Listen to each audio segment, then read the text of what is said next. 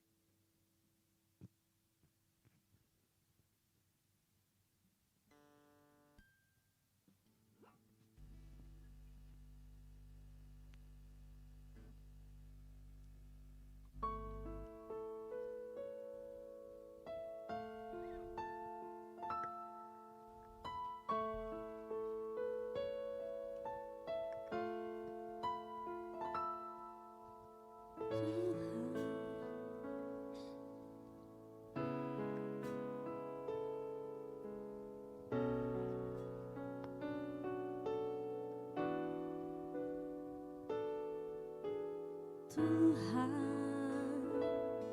aku rela mengosongkan bejana jiwaku ini dari segala keinginanku dan semua hasrat pribadiku. Tuhan, penuhi aku dengan gairah surgawi yang suci.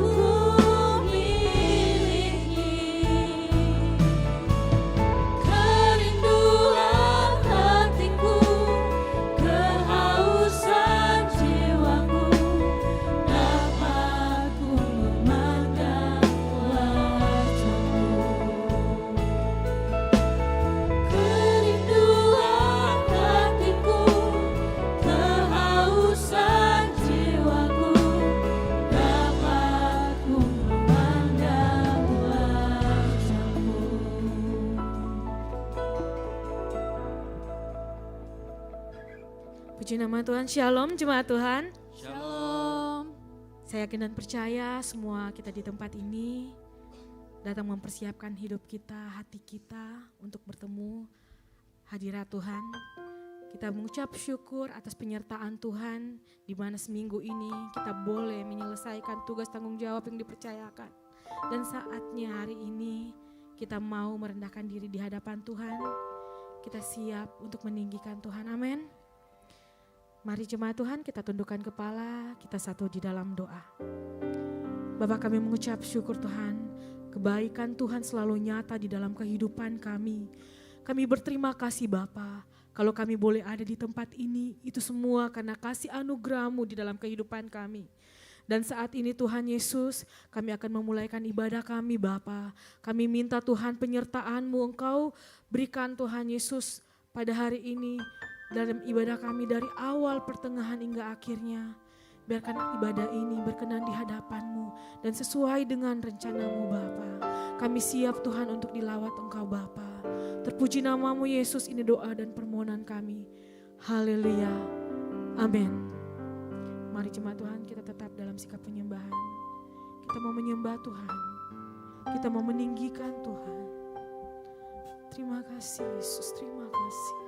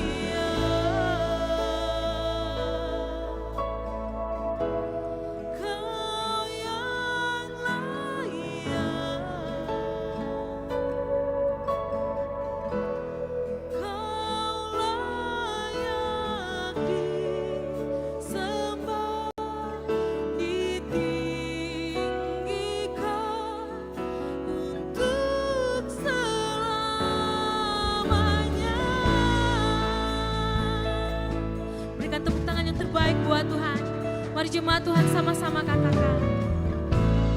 Ku hidup karena anugerah-Mu. Ku hidup karena kasih-Mu. Amin, amin. Kaulah sumber kehidupanku. Katakan ku hidup.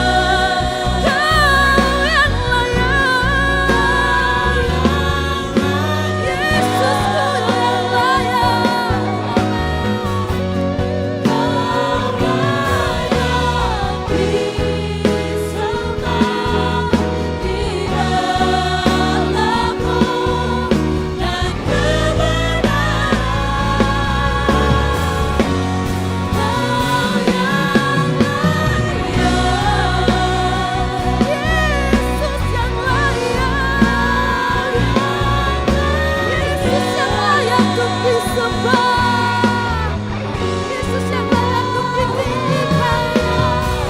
Amin.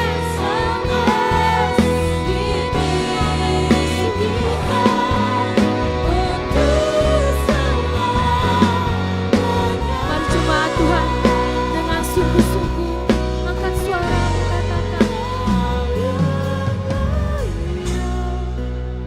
saya rindu jemaat Tuhan angkat pujian ini lebih sungguh-sungguh. Rasakan pengagungan kepada Tuhan. Kita angkat suara kita. Amin.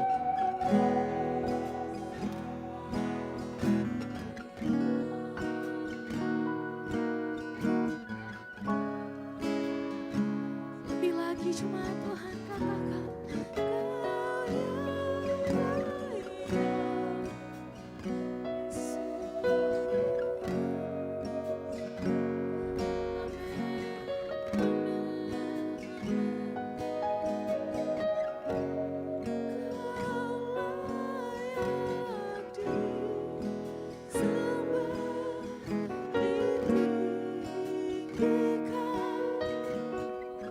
Jemaat Tuhan, sekali lagi saya rindu kita angkat suara dengan sungguh-sungguh katakan Kau yang layak Tuhan.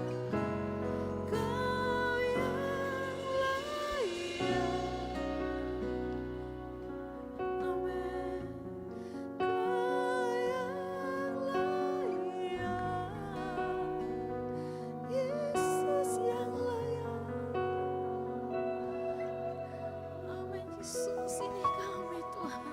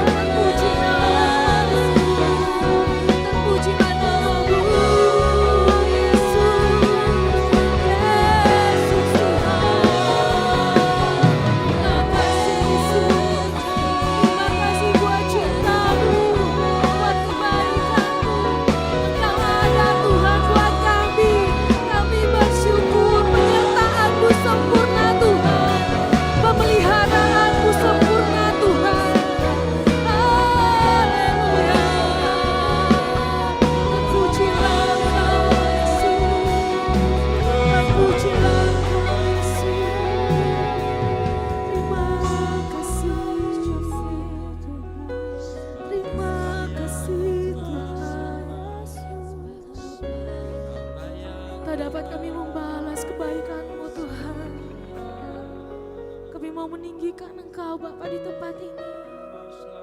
Sebab Engkau yang layak Bapa. Engkau yang layak untuk kami tinggikan. Terima kasih Yesus.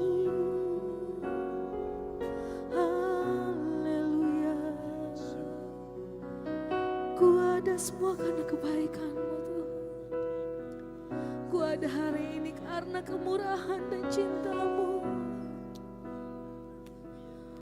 Kami bersyukur memiliki Engkau Yesus. Kami bersyukur Bapa. Kau berikan kami kekuatan di dalam kelemahan kami Bapa. Kami tahu Tuhan, hanya Engkau yang sanggup melakukannya. Terima kasih Yesus, terima kasih.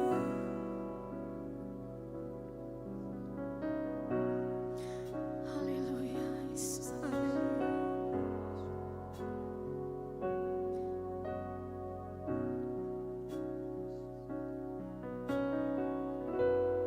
Kau yang layak, Kau yang layak. Amin. Kau layak disembah di dalam roh dan kebenaran. Kau yang layak, Yesus yang layak. Kau yang layak.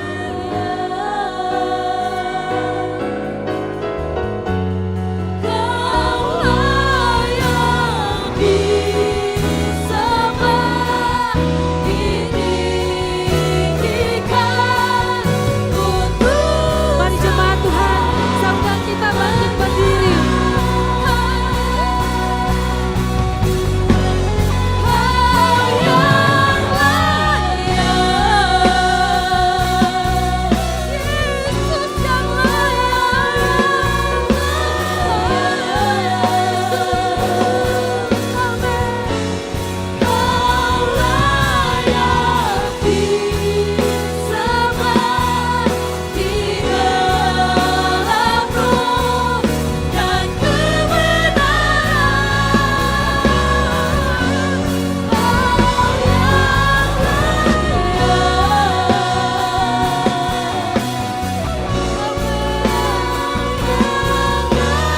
Kau layak disembah di dalam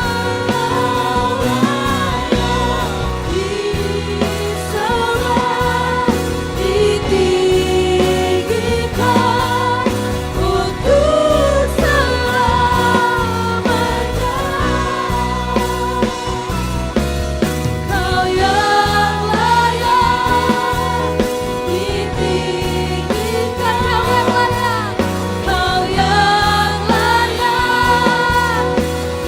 dan sekali lagi katakan, Kau yang layak ditinggikan untuk selamanya.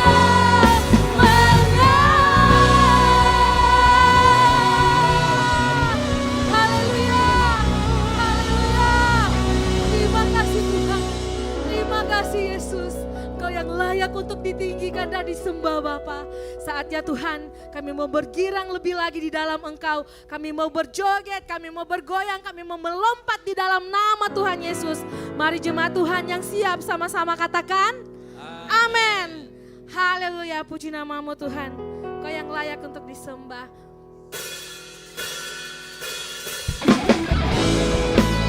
Mari kita bertepuk tangan jemaat Tuhan. Kita mau bersorak meninggikan Allah kita yang hidup.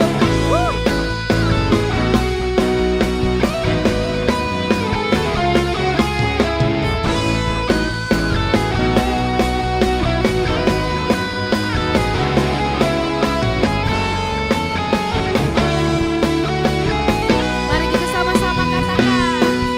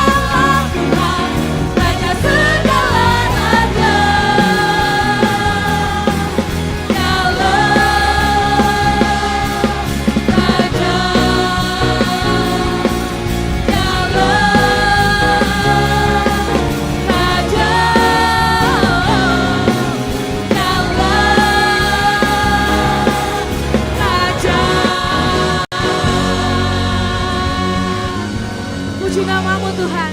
Katakan samping kiri kanannya Bapak Ibu Saudara, Yesus kita adalah Raja yang mulia. Haleluya.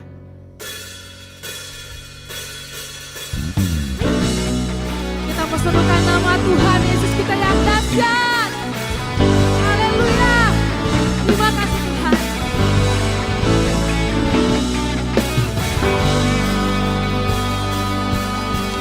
Bangkit, suka nama Yesus.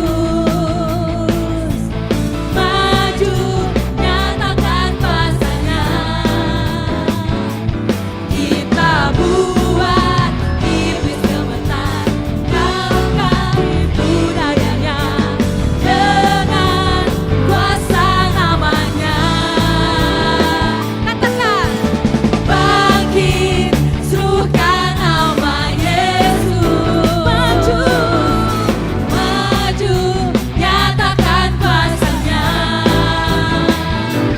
Kita buat iblis gemetar, kalahkan tipu dayanya dengan kuasa namanya. Nama Yesus, penara yang kuat. Nama Yesus, kota benteng yang teguh. Nama Yesus, kalahkan semua musuh. Nama Yesus di atas segalanya. Benar Tuhan, namamu nama yang begitu besar. Sama-sama katakan, Bangkit, serukan nama Yesus. Maju, nyatakan kuasa-Nya. kita buat iblis gemetar saudara. Dalam nama Yesus. Yes. Kalahkan tipu dayanya dengan Lebih sungguh-sungguh jemaat Tuhan. Mari kita melompat. nama Yesus, penara yang kuat. Nama Yesus, kota benteng yang teguh. Nama Yesus, kalahkan semua musuh. Nama Yesus di atas Jemaat Tuhan lebih lagi katakan. Nama Yesus, penara yang kuat. Nama Yesus, kota benteng yang teguh. Nama Yesus, kalahkan semua musuh. Nama Yesus di Mari jemaat atas Tuhan sambil bertepuk tangan kita katakan. Nama Yesus, Haleluya. penara yang Yes, benar Tuhan. Nama Yesus, kota benteng yang teguh. Nama Yesus, kalahkan semua musuh. Nama Yesus di atas segalanya. Nama Yesus, penara yang kuat. Nama Yesus, kota benteng yang teguh. Nama Yesus, kalahkan semua musuh. Nama Yesus di atas segalanya. Nama Yesus di atas segalanya. Nama Yesus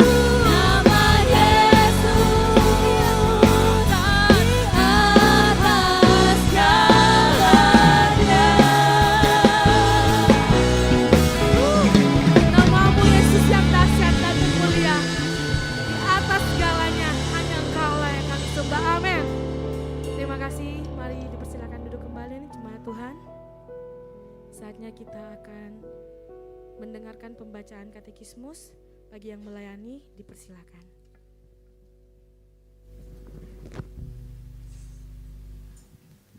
Shalom, jemaat Tuhan. Selamat datang di GBI Oikumene. Katekismus minggu ini terdapat satu pertanyaan mengenai soteriologi atau keselamatan. Pertanyaannya akan saya bacakan dan jawabannya akan kita baca bersama-sama. Pertanyaannya, apakah istilah yang sering digunakan dalam Perjanjian Baru untuk menggambarkan sikap pertobatan? Mari baca bersama-sama jawabannya. 3, 2, 1. Ada dua istilah populer dalam Perjanjian Baru, yaitu metanoia dan epistrof. Baik metanoia maupun epistrof secara bergantian sering dipahami sebagai pertobatan atau conversion. Sekian katekismus pagi ini, Tuhan berkati.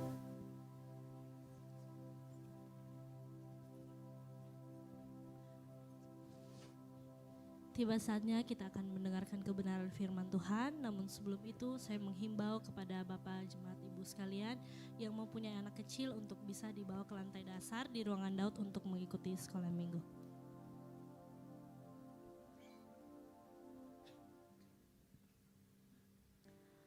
Mari kita siapkan hati kita untuk mendengarkan kebenaran firman Tuhan.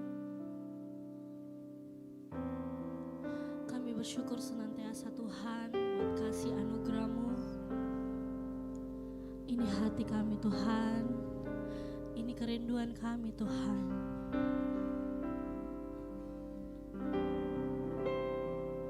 Anugerah-Mu Tuhan yang terindah Tuhan dalam kehidupan kami.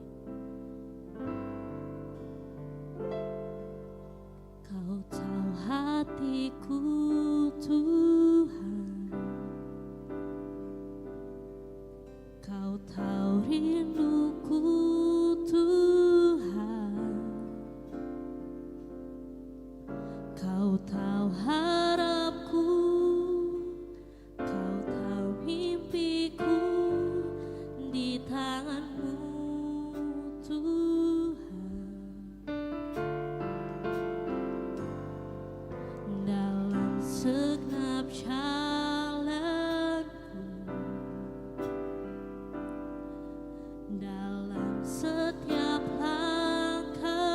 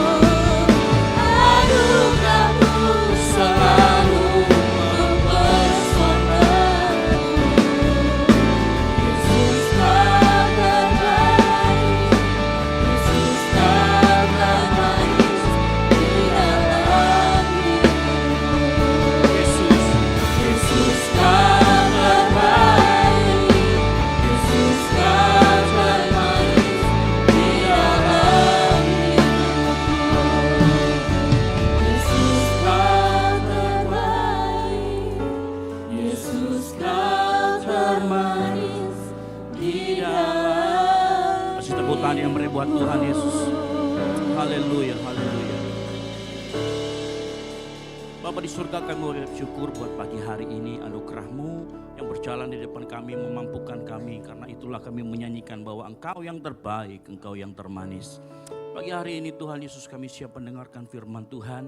Kami buka hati kami, mata kami, pendengaran kami mau fokus mendengarkan firman Tuhan. Berbicaralah pada setiap kami pribadi demi pribadi, Roh Kudus. Tunjukkan apa yang menjadi tuntunan dan kehendak-Mu dalam kehidupan kami melalui pemberitaan firman Tuhan. Kami siap mendengarkan firman Tuhan. Urapi kami semua di tempat ini. Di dalam nama Tuhan Yesus Kristus, yang siap mendengarkan firman Tuhan sama-sama katakan amin. Baik, silakan dulu Bapak Ibu Saudara sekalian. Shalom. Ya, saya minta izin duduk karena kaki sebelah kiri saya kemarin dioperasi. Jadi ada mata ikan. Mata ikan itu kayak kapalan ya. Kapalan di bagian tumit bawah. Jadi saya kalau berdiri kelamaan takut jahitannya kebuka gitu. Jadi saya minta izin pagi hari ini saya sambil duduk melayani Bapak Ibu Saudara yang tidak keberatan, katakan amin.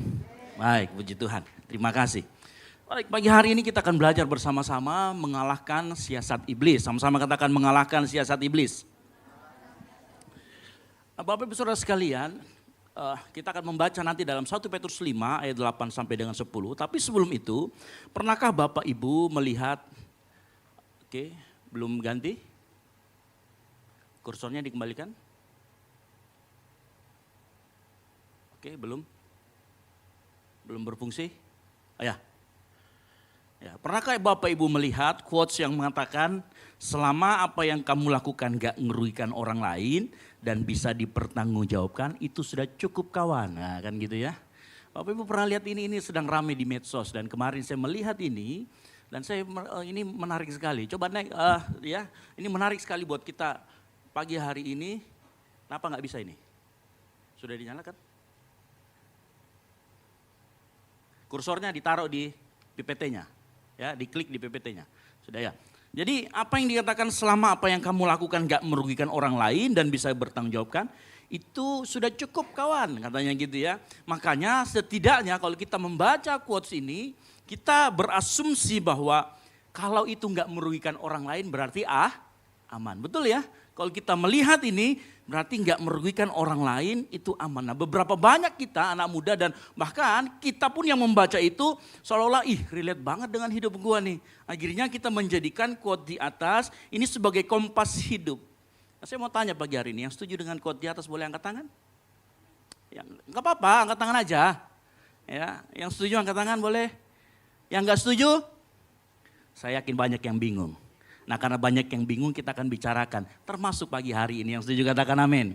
Ya, saya yakin banyak yang bingung, makanya nggak banyak disuruh angkat tangan nggak mau. Yang nggak setuju nggak angkat tangan, yang setuju nggak angkat tangan. Ya, jadi selama 5 jam ke depan, ya haleluya. Karena saya duduk jadi enak cuap-cuap kan begitu ya. Nggak sampai 5 jam. 5 jam ke depan kita akan membahas juga, kita akan nyentil sedikit tentang hal ini. Karena kita akan belajar mengenai siasat iblis. Apa siasat iblis dan apa yang dikehendaki iblis dalam kehidupan kita. Mari kita buka bersama dalam 1 Petrus 5 ayat 8 sampai dengan yang ke-10. Ya, 1 Petrus 5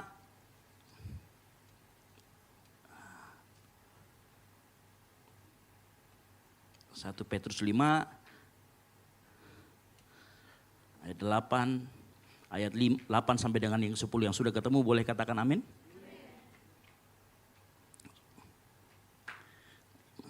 Dari ayat ke-5 sampai dengan 678, ya. 1 Petrus 5 ayat 678. Kita buka sama-sama 1 Petrus 5 ayat 678. Kita baca bersama-sama 3, 2, 1 ayat 5. Demikianlah juga kamu, hai orang-orang muda, tunduklah kepada orang-orang yang tua. Dan kamu semua rendahkanlah dirimu seorang terhadap yang lain. Sebab Allah menentang orang yang congkak tetapi mengasihani orang yang rendah hati. Karena itu rendahkanlah dirimu di bawah tangan Tuhan yang kuat. Supaya kamu ditinggikannya pada waktunya. Serahkanlah segala kekhawatiranmu kepadanya. Sebab ia yang memelihara kamu. Sadarlah dan berjaga-jagalah, lawanmu si iblis berjalan keliling sama seperti singa yang mengaum-ngaum dan mencari orang yang dapat ditelannya. Amin. Berbagai orang yang membaca, merenungkan dan melakukan firman Tuhan. Nah, saya ceritakan sedikit mengapa ayat ini kemudian muncul. Jadi ayat ini ditulis oleh seorang rasul yang namanya Petrus. Nah, Petrus menulis surat ini untuk jemaat-jemaat yang mengalami diaspora. Apa itu diaspora? Jadi mereka tersebar karena penganiayaan yang hebat di Yerusalem. Mereka tersebar ke berbagai daerah, termasuk di Asia Kecil, kemudian ada juga yang ke Afrika dan ke berbagai macam daerah. Dan Petrus menulis surat ini untuk disebarkan kepada orang-orang percaya yang tersebar di seluruh daerah. Nah, kalau mereka tersebar berarti kita mengerti bahwa mereka hidup sebagai minoritas. Yang mengerti katakan amin. Ya karena kan sedikit-sedikit mereka tersebar, mereka hidup dalam minoritas. Dan biasanya orang yang hidup minoritas, kita mengerti karena kita sebagian besar, kita yang percaya sama Tuhan minoritas ya. Orang yang minoritas itu pasti kuat tekanannya, betul atau tidak? Ya, dalam kehidupannya kuat tekanan, baik itu tekanan sosial, belum lagi potensi penganiayaan yang waktu itu terjadi. Iman mereka kepada Kristus juga diancam di sana. Makanya menjadi minoritas ya kurang begitu mengasihkan ya. Tetapi inilah yang terjadi. Nah, Petrus menulis surat ini agar orang mengerti bagaimana kehidupan kita sebagai orang percaya hidup dalam tekanan, penderitaan. Nah, makanya waktu Petrus menulis surat ini, Petrus sedang ngomong sama jemaat diaspora, ini adalah surat panduan supaya kita bisa bertahan. Jadi ini survival mode Bapak Ibu Saudara sekalian. Jadi ini adalah surat untuk bertahan hidup. Begitu ceritanya ya. Jadi ini adalah surat yang diberikan kepada jemaat diaspora agar mereka sanggup bertahan. Nah, Petrus itu menyadari begini, apa yang dihadapi oleh jemaat diaspora ini bukan cuma sekedar sesuatu yang sifatnya fisik. Tetapi ternyata ada siasat iblis juga di belakangnya. Makanya di 1 Petrus 5 ayat 8 dia berkata begini, sadarlah dan berjaga-jaga. Jadi sadarlah dan berjaga-jaga lawan musuh iblis, berjalan berkeliling sama seperti singa yang mengaum-ngaum dan mencari orang yang dapat ditelannya. Nah mungkin Bapak Ibu Saudara begini, tadi kita baca di ayat ke-5, ke-6, 6, 7, 8, ayat 6 itu berbicara tentang merendahkan diri di hadapan Tuhan. Ayat 7 tiba-tiba ngomong tentang kekhawatiran. Ayat 8 disuruh sadar dan berjaga-jaga. Nah kalau kita membaca ini Petrus ini lagi gila nih. Kok nggak nyambung dia nulis suratnya. Tapi saya percaya begini, apa yang diilhamkan Roh Kudus pasti akan dinyatakan pada kita pagi hari ini yang siap katakan amin. Tapi sebelum kita sampai kita bahas 1 Petrus 5 ayat 8, ada sebuah cerita yang mirip sekali dengan apa yang dikatakan di 1 Petrus 5 ayat 8. Dikatakan lawan musuh iblis berjalan berkeliling. Ya, Bapak Ibu kalau lihat, nggak bisa ya, ini nggak fungsi ya. Ini sudah on. Ya, oke, coba. Oke, nah Bapak Ibu kalau lihat, sebenarnya ada satu cerita dalam Ayub 1 ayat 6 sampai 8. Ya, Ayub 1 ayat 6 sampai 8 itu berbicara begini. Ternyata pada suatu hari ada perkumpulan. Jadi anak-anak Allah dan iblis menghadap kepada Allah. Ya, nanti baca sendiri. Lalu kemudian Tuhan berkata begini, Tuhan memuji seorang yang namanya Ayub. Ayub ini seorang bisnismen, pengusaha. Wah, pokoknya kaya raya, anaknya banyak. Wah, pokoknya dia takut akan Tuhan juga. Terus dia ngomong gini, tidakkah kau lihat hambaku Ayub? Ini Tuhan yang ngomong. Terus iblis ngomong gini, Anda kan memagari, makanya kita nggak baca sentuh. Ya, pokoknya lanjut ceritanya, nanti dibaca saja. Ayub 6 sampai 10. Nah, ternyata di situ ini ada sebuah kesamaan cerita bahwa dikatakan di sana, dari mana kamu iblis? Saya berjalan berkeliling. Ini cara kerjanya mirip. Nah, makanya kenapa saya harus beritahu ini? Karena kita mau belajar dulu. Mengalahkan siasat iblis berarti kita harus tahu cara kerja iblis. Yang mengerti katakan amin. Nah makanya kita ngulik dulu sebentar. Nah waktu kita bicara tentang cara kerja iblis, bukan fokus sama iblisnya, tetapi kita lihat bagaimana dia bekerja dan bagaimana nanti anugerah Tuhan itu bisa mengalahkan siasat iblis. Ya. Nah coba kalau kita lihat di dalam Ayub 1 ayat yang ke-6, dia berkata begini, pada suatu hari datanglah anak-anak Allah menghadap Tuhan. Dan di antara mereka datanglah juga iblis. Yang menghadap Tuhan ada siapa? Anak-anak Allah dan ada iblis. Bapak Ibu dengar baik. Ya. Yang mengejutkan ternyata yang menghadap Tuhan itu bukan hanya anak Tuhan, anak Allah. Makanya yang ke gereja itu, kita datang ke gereja itu kita bisa milih. Mau jadi anak-anak Allah atau mau jadi anak-anak Tuhan. Di gereja juga bisa loh ada iblis. Ya. Halo? Ya. Makanya saat kita ke gereja pastikan kita itu jadi anak-anak Allahnya. Bukan jadi iblisnya. Loh, bagaimana cara membedakannya Pak? Perhatikan. Dalam tradisi semantik Ibrani, dalam bahasa Ibrani, dikatakan mereka datang menghadap. Kata menghadap itu bukan cuma sekedar datang menghadap seperti kita ini. Enggak. Kata menghadap itu menempatkan diri secara resmi. Artinya bukan sekedar datang ala kadarnya. Ini orang datang, anak-anak Tuhan harus datang dengan rasa hormat.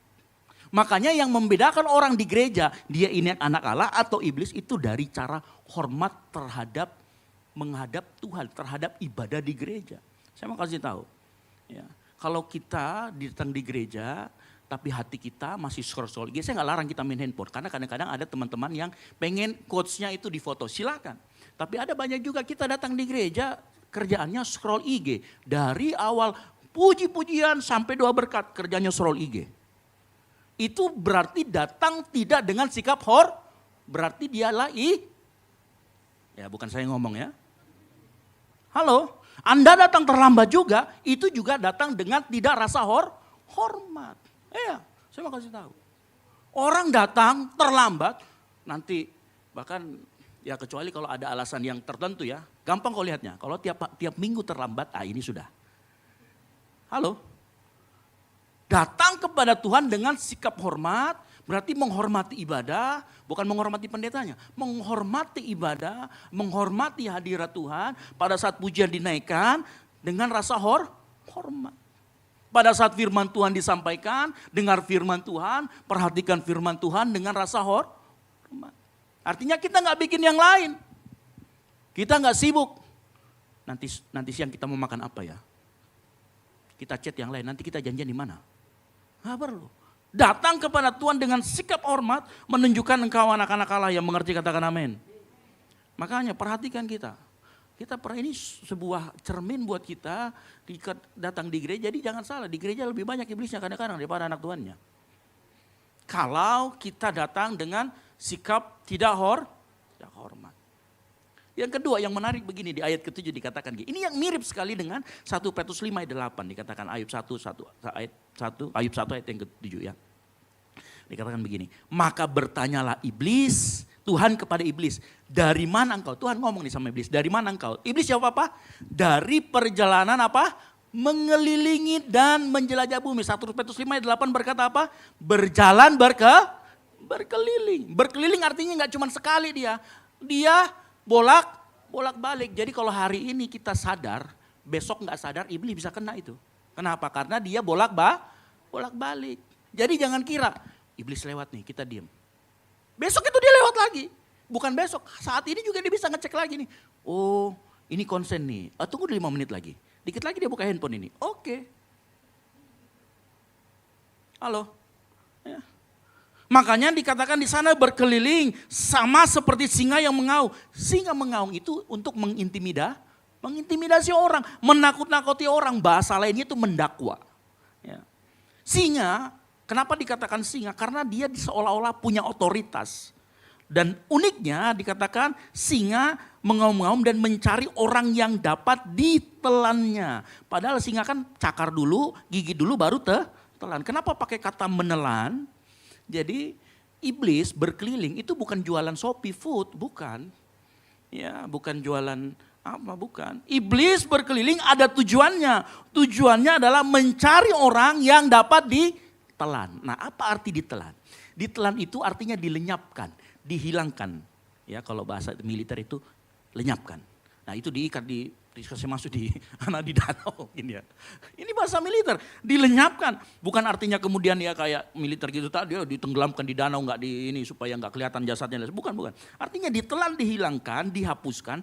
Artinya begini, dampakmu di dunia, kehadiranmu itu tidak dirasakan. Yang mengerti katakan amin.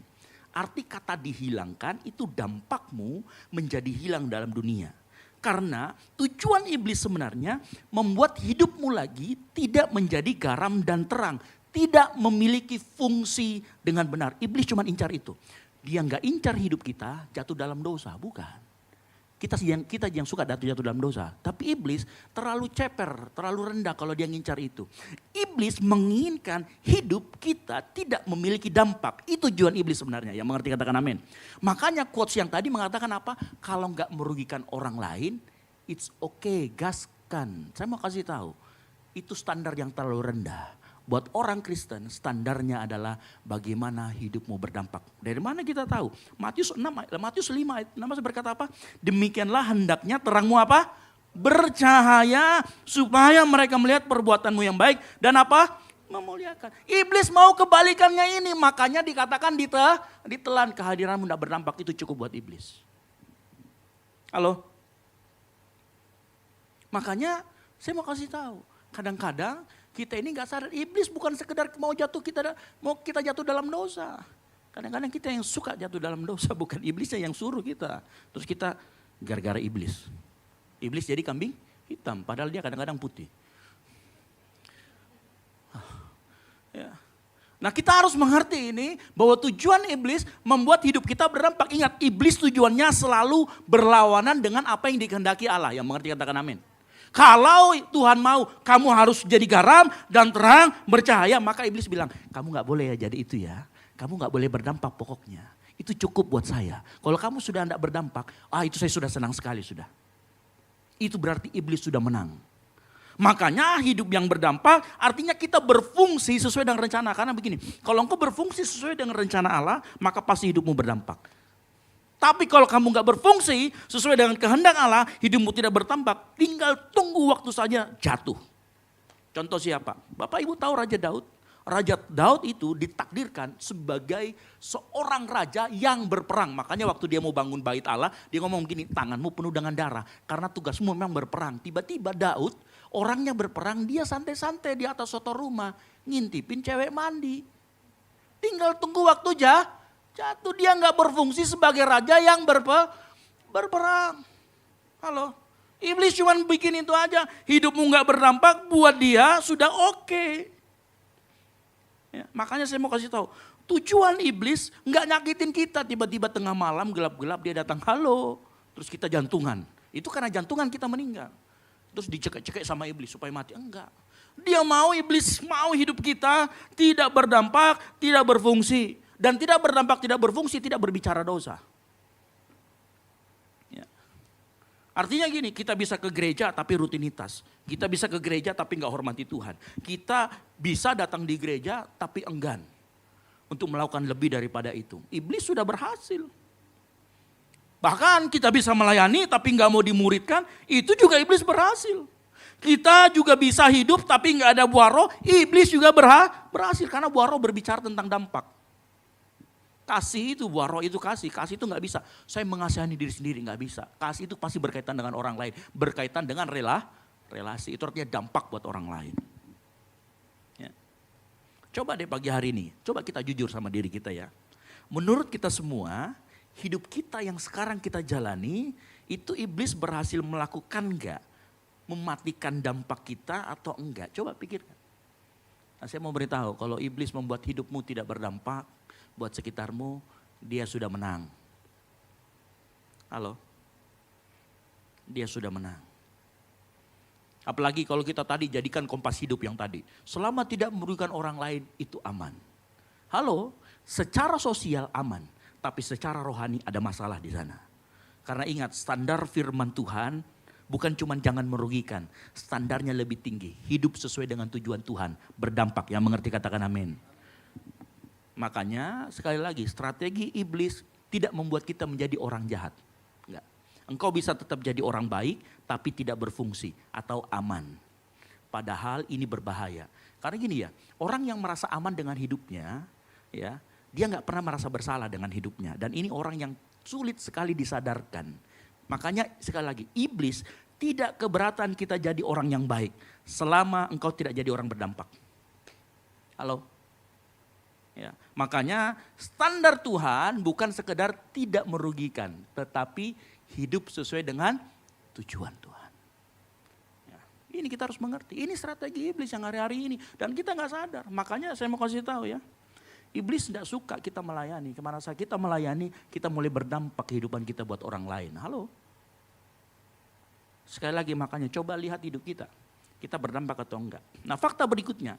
Dari Ayub yang kita baca dari Ayub. Ya, ternyata begini, ada fakta yang berikut yang menarik. Nah ini berhubungan dengan apa yang kita akan bahas sebentar.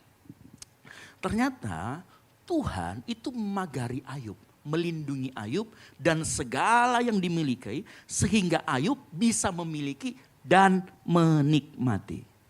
Makanya dengar baik begini ya, dengar baik. Kalau hartamu bertambah, kalau asetmu bertambah, kalau engkau memiliki kesehatan, damai sejahtera terjadi dalam rumahmu, terjadi dalam usahamu, itu artinya ada perlindungan Tuhan.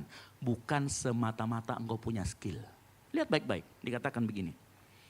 Ulangan 8 ayat 18 berkata, tetapi haruslah engkau ingat kepada Tuhan Allahmu, sebab apa? Dialah yang memberikan kepadamu kekuatan untuk apa? Memperoleh kekayaan. Jadi dengar baik, engkau yang punya sekarang tabungan miliaran, ya seperti sultan, ataupun engkau memiliki angka yang cukup untuk engkau hidup dan lain sebagainya, engkau bisa kerja dengan baik. Kenapa? Karena Tuhan yang kasih kita kekuatan dan skill kita untuk kita mendapatkan itu semua. Nah kalau itu asalnya dari Tuhan, ya makanya nggak ada alasan kita, oh ini karena kerja keras saya, nggak bisa. Ya. Nah coba pikir, gini ya coba pikir. Kan waktu dicerita Ayub, Ayub itu ditarik pagarnya, betul atau tidak? Disisakan apa? Nyawanya saja. Tahu apa yang terjadi dengan Ayub? Sakit, borok, busuk, seluruh badan. Ini seluruh badan. Saya baru kaki begini aja udah duduk. Ya, dia seluruh badan. Apa kabar? Bapak Ibu, kalau menerima orang masuk di perusahaannya atau menerima orang kerja, mau nggak terima orang yang borokan kayak begitu? Nggak mau? Nggak mau. Loh, Ayub itu sampai ditarik seperti itu pagarnya. Makanya saya dengar baik, kalau engkau sampai saat ini hidup baik-baik saja, bisa cari uang dengan baik, bisa menafkahi keluarga, ya, bisa menafkahi anak istri, bisa kuliah dengan baik. Itu kenapa? Karena kekuatan yang diberikan dari Tuhan. Yang mengerti katakan amin. Loh, iya, bahkan pada saat kita memiliki pun, bahkan saat kita mendapatkan gaji, mendapatkan berkat, kalau kita nggak dikasih sama Tuhan, berkat untuk menikmati, nggak bisa kau nikmatin itu berkat. Perhatikan, Pengkhotbah 5 ayat 18 dikatakan apa? Setiap orang yang dikarunia Allah kekayaan dan harta benda dengar baik. Dan kuasa untuk apa? Menikmatinya, untuk menerima bagiannya, dan untuk bersukacita dalam jerih payahnya. Itu pun juga karunia. Wow. Ternyata setelah kita dapat gaji, kita nikmatin, menikmatinya juga ternyata Tuhan itu izinkan, itu karunia. Mohon maaf, bagaimana seandainya kita punya kekayaan tapi tiap seminggu, 2 minggu cuci darah. Yang menikmati akhirnya orang lain.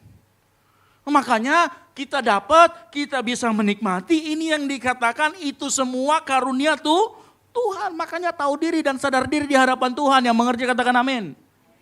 Ya, karena kita itu kalau kita sudah kerja keras, hati-hati, ini yang sering sombong dan berkata, ini hasil kerja keras saya. Hei, 2 ayat yang kita baca menunjukkan skillmu, kepintaranmu, kekuatanmu, tenagamu, bahkan kamu bisa menikmati, kita bisa menikmati, itu semua karunia Allah. Makanya gini, dengar baik, yang kita sebut kerja keras seringkali adalah hasil perlindungan Tuhan. Yang sayangnya kita semua nggak sadari. Halo? Betul nggak? Kita bilang ini kerja keras saya. Tuhan ngomong, saya cabut pagarnya lama-lama ini. Dan itu terjadi sama Ayub. Bukan karena Ayub salah. Karena iblis. Ya. Makanya kita harus tahu. Makanya kadang saya itu heran sama orang yang nggak mau berbagi untuk pekerjaan Tuhan. Atau kata kita pelit lah, pelit persembahan, pelit apapun pelit. Karena kalau kita pikir-pikir kurang baik apa Tuhan dalam hidup kita. Dikasih kita kemampuan, kekuatan, skill untuk kita cari uang, untuk kita menikmati. Tapi kita begitu Tuhan, ada pekerjaan Tuhan kita pelit, waduh. Kita harusnya tanya, kurang baik apa kita Tuhan sama saya ya? Kurang baik apa? Makanya sadari berkat yang kita miliki itu ada karena pagar perlindungan Tuhan. Yang mengerti katakan amin. Ya. Nah orang yang sadar semuanya berasal dari Tuhan, dia tidak akan sulit untuk memberi kembali untuk pekerjaan Tuhan. Yang mengerti katakan amin. Nah kadang kita nggak sadar. Makanya saya sadarkan pagi hari ini Jemaat GBO Kumene. yang Tuhan titipkan untuk kita sama-sama bertumbuh di sini. Sadari, apapun kemampuan kita, berapapun yang kita dapatkan dan kita bisa nikmati. Oh, itu semua pagar perlindungan Tuhan yang bekerja. Halo? Ya. Nah, tetapi ingat begini ya, kita lanjut lagi nih karena pembahasannya sampai 5 jam. Ya, oke. Ini, tapi ingat begini, logikanya begini, ini logika, kita bermain logika. Kalau perlindungan Tuhan itu nyata dan ada, berarti serangan iblis juga nyata, betul nggak? Untuk apa sesuatu dipagari, sesuatu yang dilindungi kalau tidak ada perlindungan, kalau nggak ada serangan, betul atau tidak? Pernah lihat kota yang tinggi banget temboknya, tembok Cina dibangun untuk menyerang, untuk menahan serangan dari bangsa Mongol. Berarti ada serangan. Serangannya nyata atau tidak? Oh nyata berarti serangannya, betul atau tidak? Kalau kita tahu, saya kasih ilustrasi begini nih. Kalau kita tahu tembok yang Tuhan pagari tinggi berarti serangannya juga nyata. Makanya pagar Tuhan itu melindungi kita. Tetapi ingat, ternyata ada tanggung jawab kita di dalamnya. Yaitu apa? Kondisi internal di dalamnya. Coba bayangkan kalau temboknya sudah tinggi tetapi orang di dalamnya berantem. Ya, saling tidak bersatu dan lain sebagainya. Apa yang terjadi? Tinggal tunggu waktu, maka kotanya juga akan roboh. Betul atau tidak? Makanya ada tanggung jawab kita, ada bagian kita dalam pagar perlindungan Tuhan. Makanya 1 Petrus 5 ayat 8 dikatakan apa? Sadarlah dan berjaga. Waktu dikatakan sadarlah, itu buat iblis atau buat kita? Buat kita. Berarti ada tanggung jawab kita, yang mengerti katakan amin. Itulah sebabnya sebelum Petrus ngomong tentang serangan iblis, Petrus mau pastikan dulu sama kita nih. Tuhan juga mau pastikan kita pagi hari ini. Kita jangan ngomong soal serangan iblis deh. Karena itu udah pasti kan ada pagar saya. Pertanyaannya kita itu sadar dan berjaga-jaga gak sih? Nah kata sadar dan berjaga-jaga itu dalam bahasa Yunani, dia menggunakan istilah yang memang digunakan dalam dunia militer. Kalau dunia militer, kenapa militer itu dikandangkan di mes? Dia seramakan, harus di kesatriaan gitu ya. Harus tinggal di dalam markas. Kenapa? Karena mereka harus dalam mode standby. Tahu mode standby? Berjaga-jaga.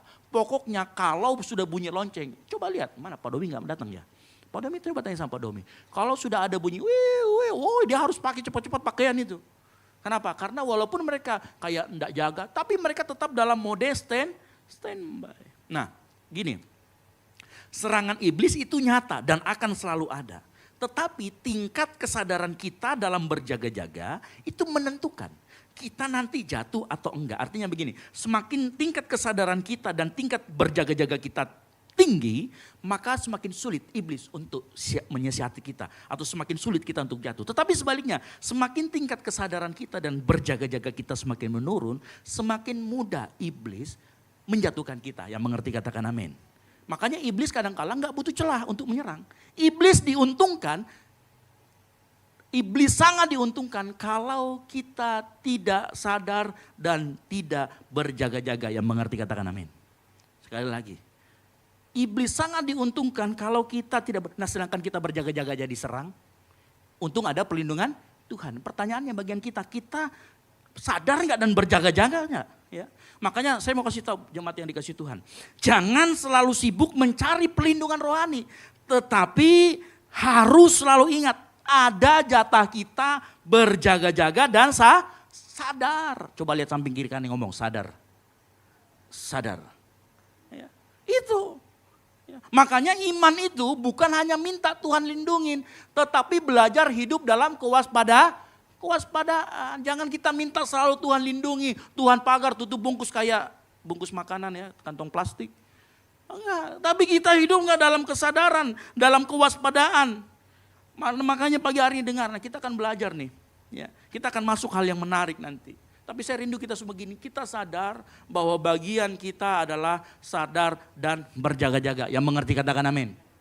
Nah kalau bagian kita sadar dan yang berjaga-jaga, ada hal yang menarik gini. Tadi saya katakan pagar Tuhan kan sebenarnya kuat sampai iblis nggak sanggup tembus. Makanya iblis minta itu ditarik, betul atau tidak? Pagar Tuhan terlalu kuat, iblis nggak bisa tembus.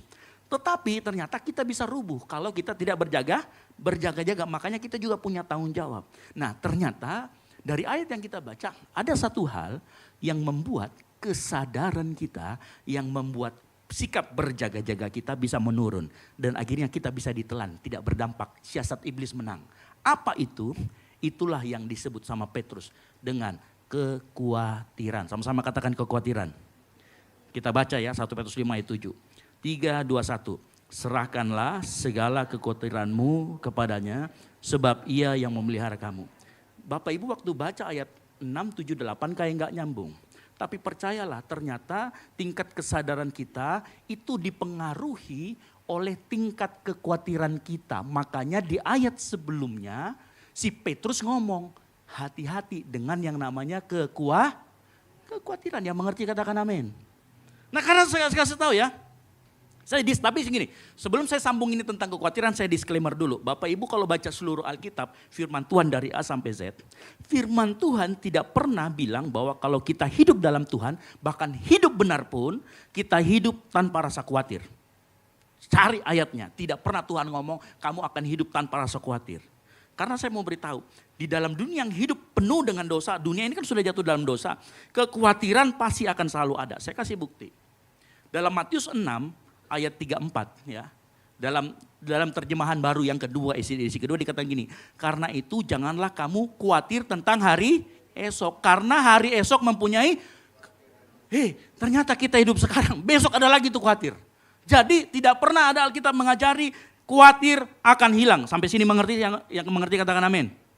Enggak pernah ada yang namanya khawatir akan hilang. Bahkan kekhawatiran itu bisa muncul dari dalam maupun dari luar kita. Contoh yang dari luar. Ini yang kita sebut dengan pemicu yang dari luar. Contoh, tekanan hidup. Ya, yang cewek-cewek yang sudah umur 35 nggak dapat jodoh, ya sudah mulai khawatir itu. Ini dari pemicu juga ini. Ya, situasi kondisi sekarang, betul atau enggak? Geopolitik. Perang. Kita nggak ikut-ikutan di sana tapi kena dampak imbasnya. Ini situasi dari luar. Nanti kondisi inflasi ekonomi, barang-barang harga naik, situasi membuat kita khawatir. Belum lagi kondisi keluarga kita mungkin. Ini semua pemicu dari luar. Tetapi ada juga yang dari dalam. Yang dari dalam namanya respon. Katakan respon. Contoh apa? Kalau kita overthinking. Tahu overthinking? Mikirin pikiran kita liar kemana-mana. Mikirin yang terburuk, mikir kemana-mana. Mikir selalu terburuk. Ini sebenarnya juga pemicu dari dalam. Tapi itu respon kita. Karena biasanya hatinya kurang percaya sama Tuhan, makanya muncul tuh. Nah kalau kedua ini muncul, pemicu dari luar muncul, kitanya overthinking, jadilah yang namanya kekhawatiran. Yang mengerti katakan amin. Begitu khawatir, kita jadi orang yang khawatir. Ya.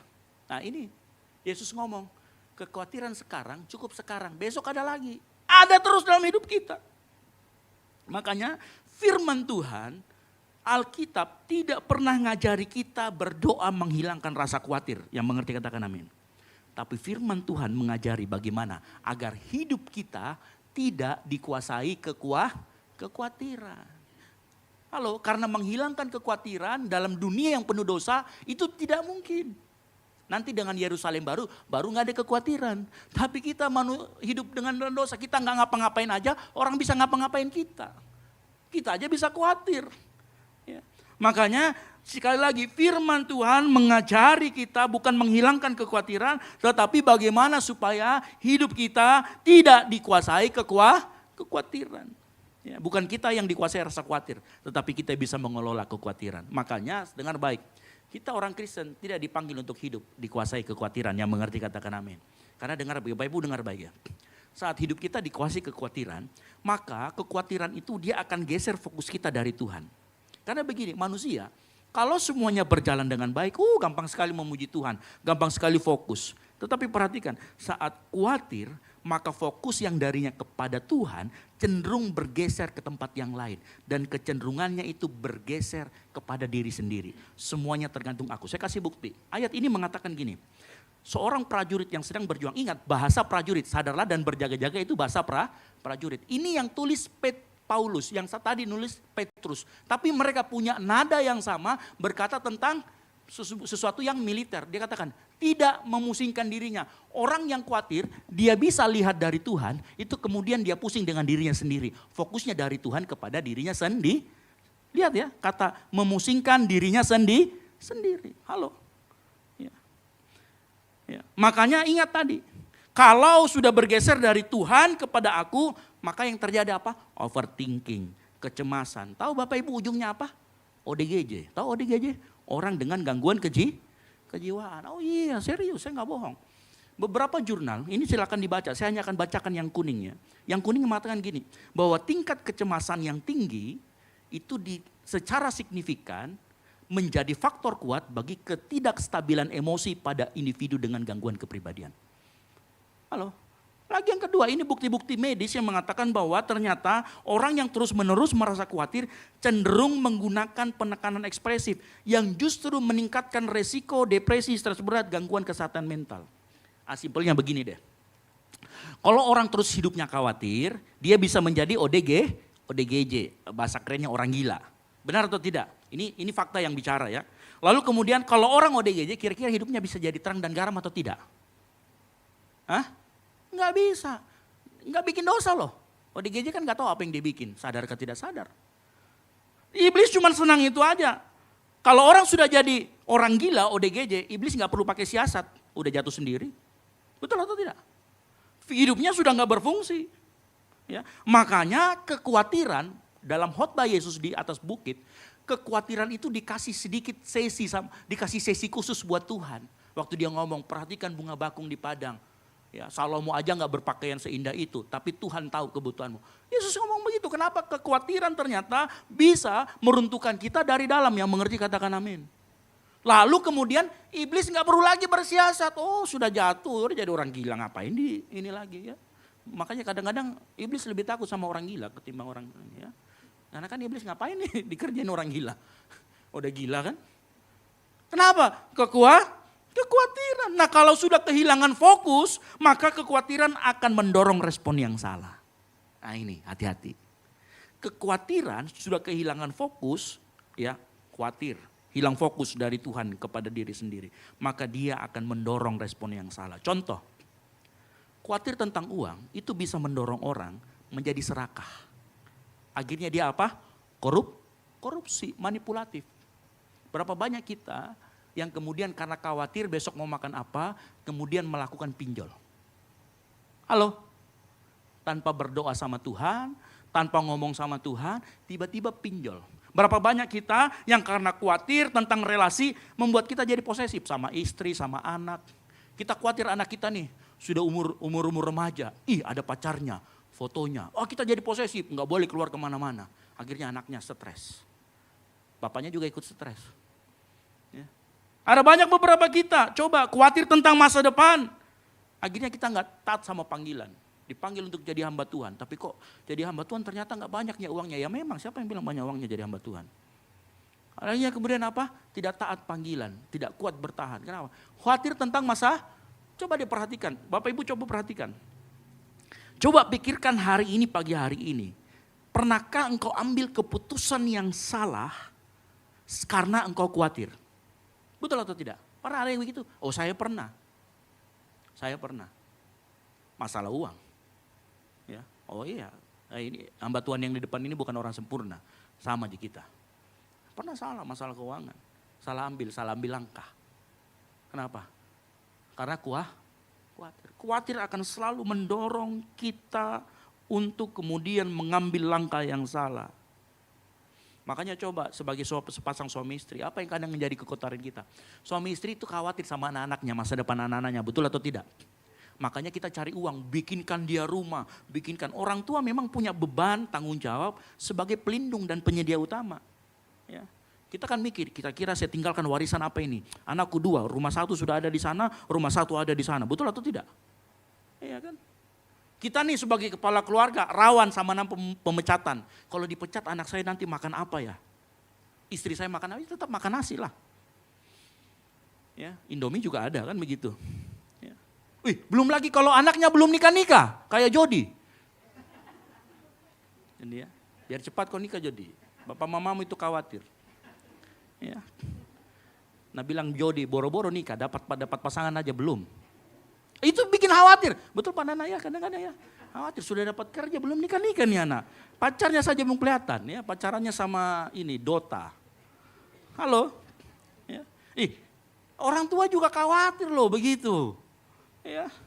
Anak juga sebenarnya khawatir karena belum ada yang ditembak-tembak. Kan begitu kan, sudah ditembak ditolak lagi, lebih khawatir lagi dia. Buat kita nih anak-anak yang kuliah mungkin, anak mahasiswa. Tuntutannya apa? Khawatir dengan prestasi akademik.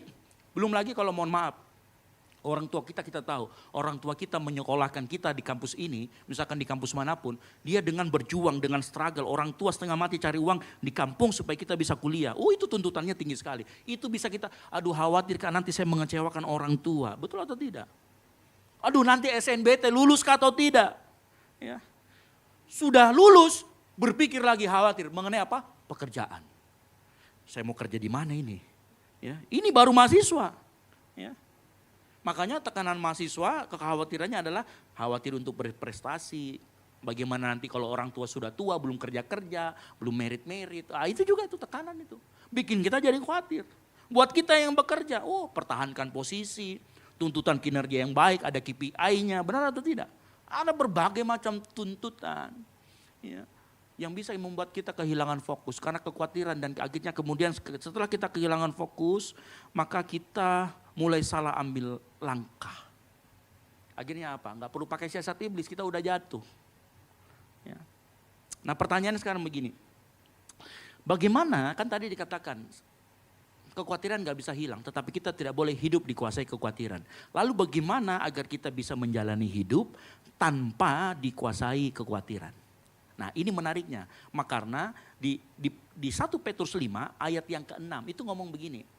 Karena itu rendahkan dirimu di bawah tangan, kita baca sama-sama yuk 3, 2, 1. Karena itu rendahkanlah dirimu di bawah tangan yang kuat supaya kamu ditinggikannya pada waktunya. Bapak Ibu dengar baik. Solusi supaya tidak mudah dikuasai kekhawatiran adalah merendahkan diri di bawah tangan yang kuat. Ya, pasti ada yang bertanya, apa hubungannya Bapak dengan merendahkan diri? Bapak Ibu tahu, merendahkan diri di hadapan Tuhan itu artinya menerima kenyataan bahwa kita terbatas. Ya, kita terbatas. Ya. Enggak ada, saya belum kasih masuknya. Menerima kenyataan bahwa kita terbatas, kita tidak bisa kontrol segalanya, dan ternyata merendahkan diri di hadapan Tuhan, kita mengakui bahwa Tuhan yang tidak terbatas dan bisa mengontrol segalanya, yang mengerti katakan amin. Merendahkan karena begini, kekhawatiran itu bentuk kesombongan halus. Tapi sombong, tapi halus. Karena orang yang sombong, orang yang khawatir itu secara tidak sadar dia berkata gini, aku lebih tahu caranya, aku lebih tahu kapan waktunya. Kalau saya yang tidak pegang ini semua kacau. Saya kasih semacam ilustrasi ya. Ilustrasi, kalau Yesus jadi nahkoda di kapal, dia kan pegang kemudi nih. Tiba-tiba kalau kita jadi nahkoda lah, kita yang jadi nahkoda, kita pegang kemudi, kita ini nahkoda jago. Tiba-tiba ada anak muncul, tik.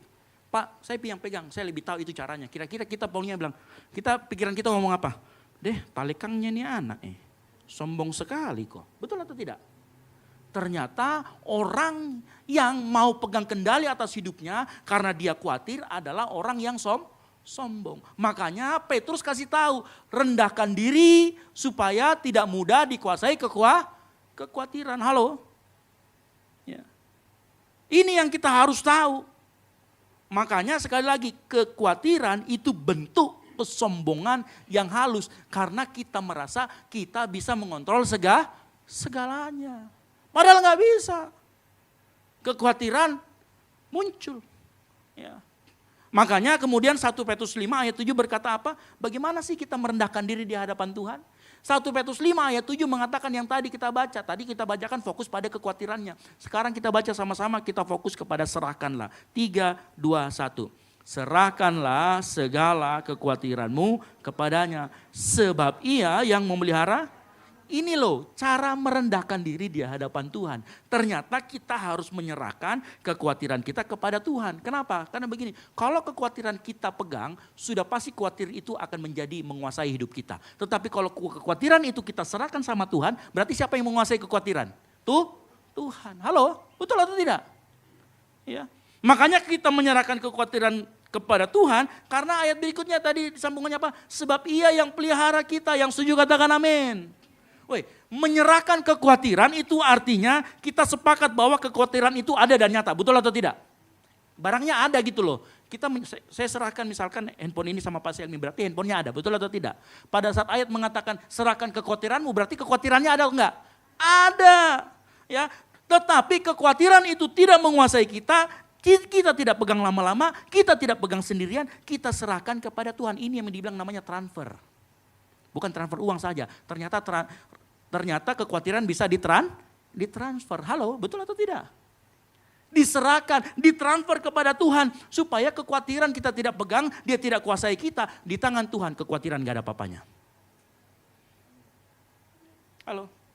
Nah, cuman kan begini, Pak, bagaimana caranya menyerahkan segala kekhawatiran kepada Tuhan? Ini kan masih konsep, Pak. Iya betul, ini masih konsep. Tindakan nyatanya bagaimana, Pak? Apakah ada aplikasi namanya kekhawatiran banking khusus transfer kekhawatiran? Supaya kita download sama-sama. Kan begitu ya, tapi bukan. Filipi 4 ayat 6 berkata apa? Kita baca sama-sama, 3, 2, 1. Janganlah hendaknya kamu khawatir tentang apapun juga, tetapi nyatakan dalam segala hal keinginanmu kepada Allah dalam apa? Doa dan permohonan dengan ucapan. Oh ternyata cara transfer kekhawatiran, cara kasih serahkan ke Tuhan itu dengan doa dan permohonan plus ucapan syukur. Makanya aplikasinya namanya doa, sama-sama katakan doa. Halo. Ya. Kalau kita doa ternyata makanya orang bilang berdoa itu sikap berjaga-jaga. Kalau kita cemas, kita khawatir, jangan tunggu dulu, hilang itu dulu. Pak saya mau berdoa kalau saya tidak cemas, salah. Kalau kamu cemas dan khawatir disitulah engkau harus berdoa. Karena itu sikap berjaga-jaga, yang mengerti katakan amin.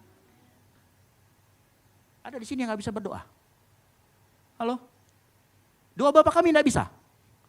Nah, kita kan setiap selesai doa kan, saya mau ajari, kalau engkau gak bisa berdoa sama Tuhan, Tuhan sudah ajarkan doa yang sempurna, apa itu? Doa Bapak kami. Mau tidur gak tahu, Tuhan saya gak tahu ini doa tidur apa ya, doa Bapak kami aja gak apa-apa. Yang penting berdoa. Karena itu sikap berjaga-jaga. Halo. Ternyata aplikasinya gampang ya. Aplikasinya adalah berdoa. Nah sekarang saya mau kasih faktanya. Ini menarik lagi faktanya. Coba saya tanya, ada yang pernah khawatir di sini? Kita semua pasti pernah khawatir, betul atau tidak? Terus misalnya nih kita berdoa, masalahnya khawatirnya langsung hilang atau tidak? Berarti bohong dong? Enggak, firman Tuhan gak pernah bohong. Masalahnya tetap ada, masalahnya tetap besar. Ya. Siapa di sini yang ada pinjamannya pinjol gitu, tiba-tiba berdoa langsung ada yang lunasin? Ajari saya caranya. Ternyata sambil berdoa dia teks, bayarkan dulu ke temannya, pinjam. Ya. Enggak, ternyata faktanya memang mungkin ada sebagian yang mengalami mujizat. Tetapi sebagian besar kita mungkin faktanya tidak langsung lunas, betul atau tidak? Khawatirnya utangnya tetap ada, tekanannya tetap ada. Lalu kita berdoa untuk apa? Nah makanya kalau Filipi 4 ayat 6 itu dibaca semuanya. Katakan dibaca semuanya. Nah, coba baik-baik, coba perhatikan. Ayat 7 kita baca sama-sama, 3, 2, 1.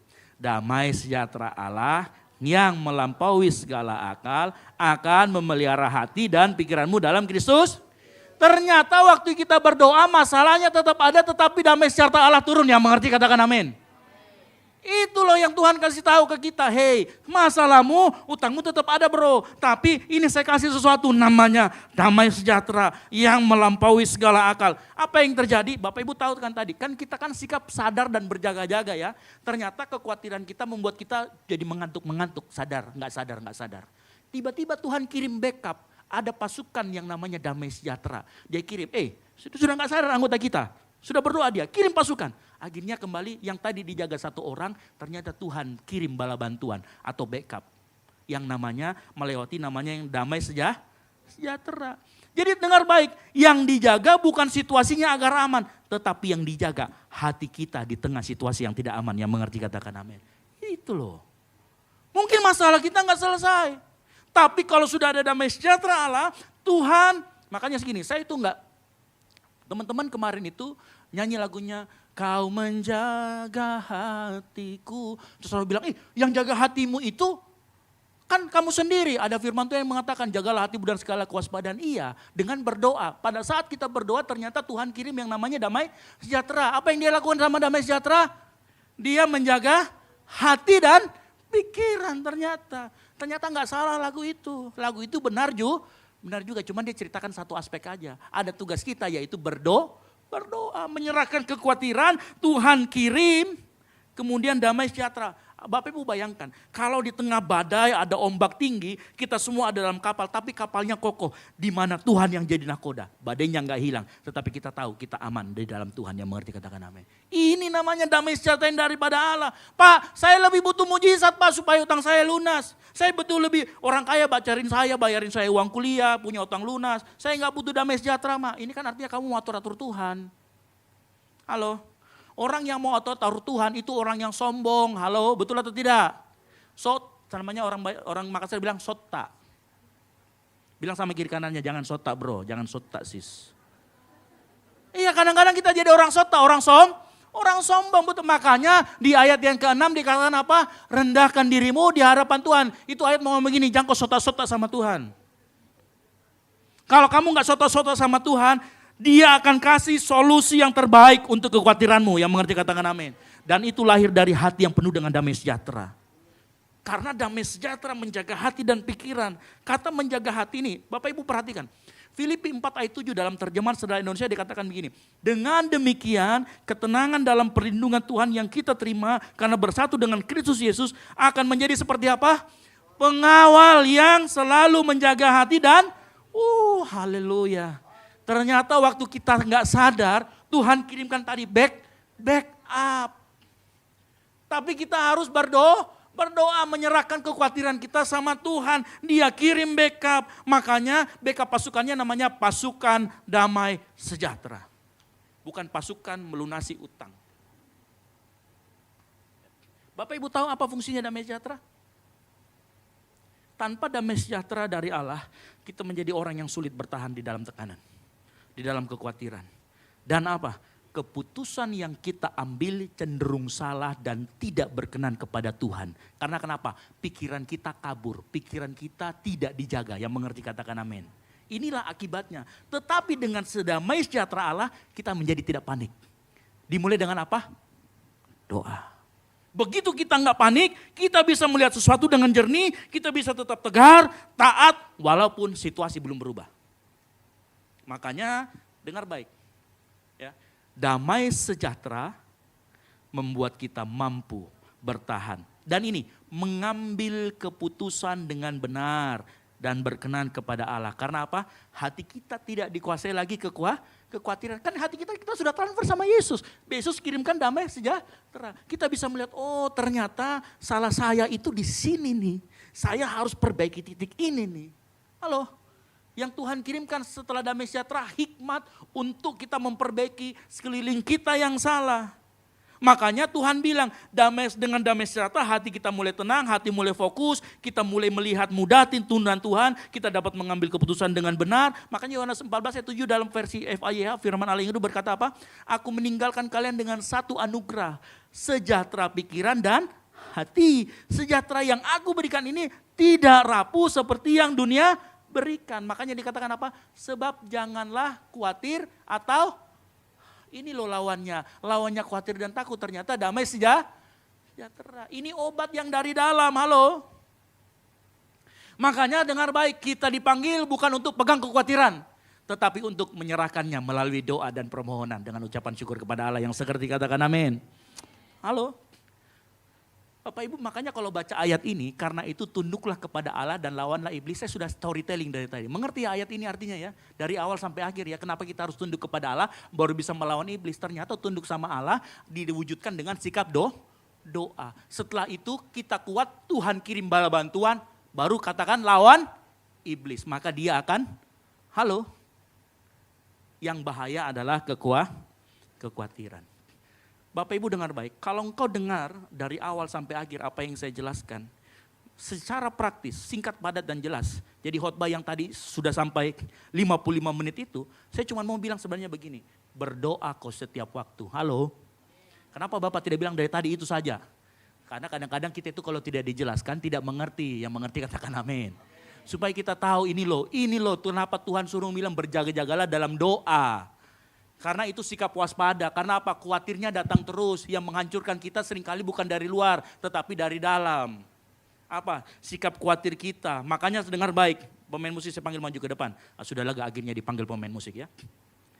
Kita belajar hal yang sederhana, serangan iblis itu nyata, yang mengerti katakan amin. Kekhawatiran itu ada, betul?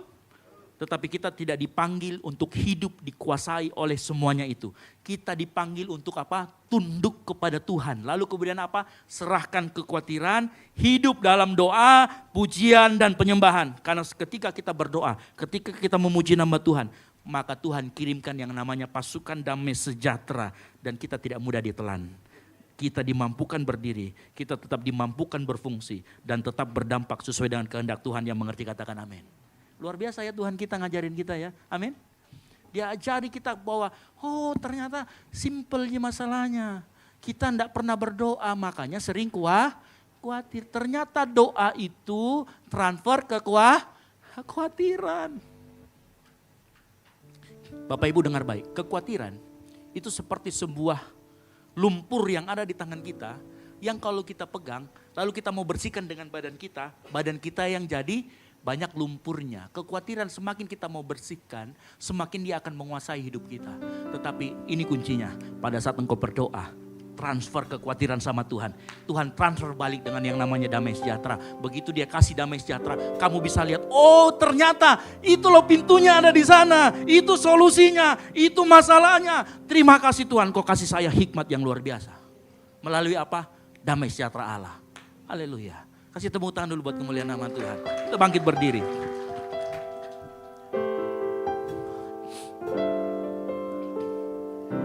Segala perkaraku ku serahkan padamu.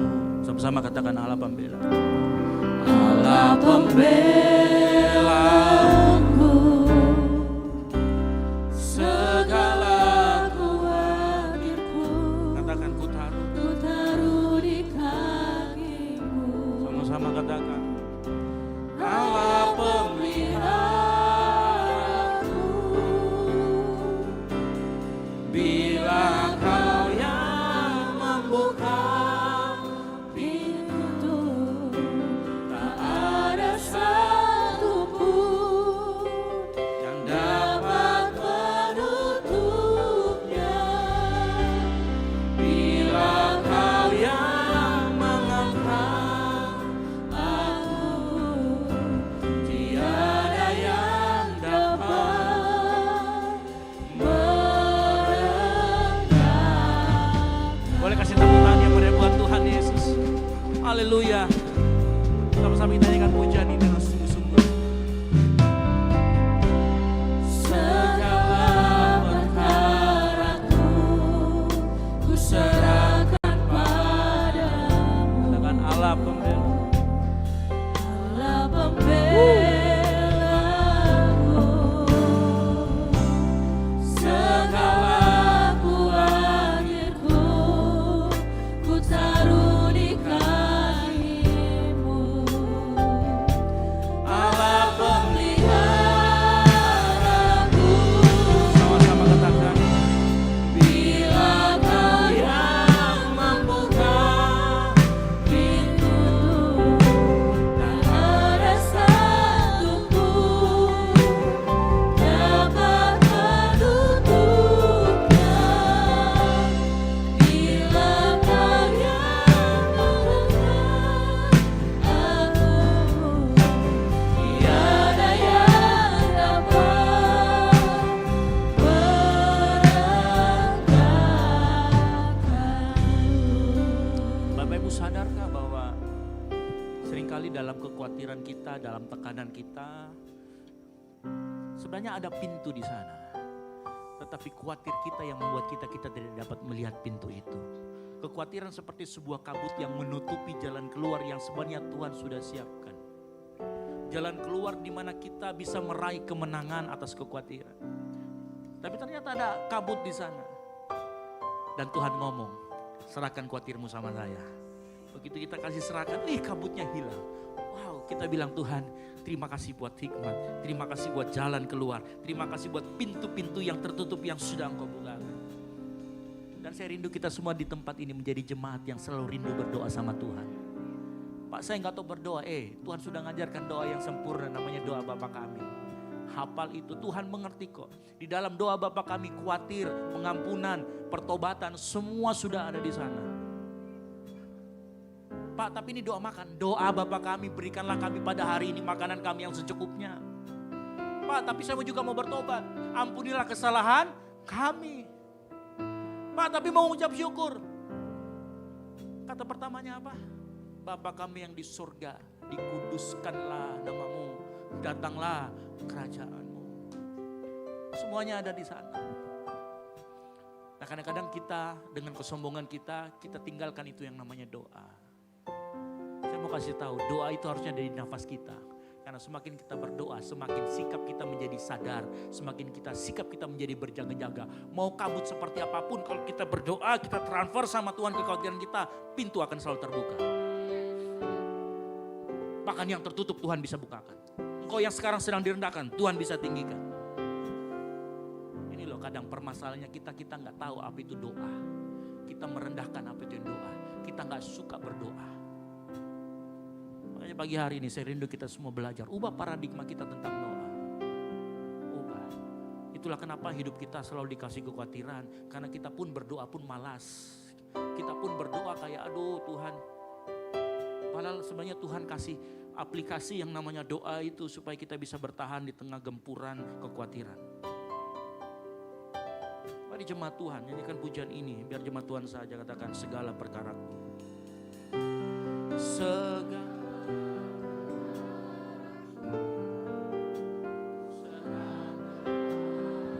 amin. Allah pembela segala kuatku, yes, ku tahu. Katakan Allah, Allah katakan sama-sama. Yes.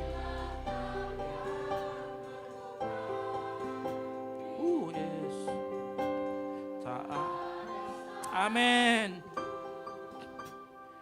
Dapat menutup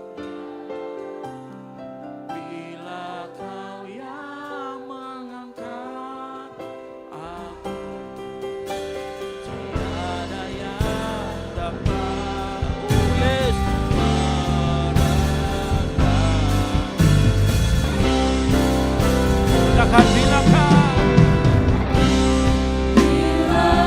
yang membuka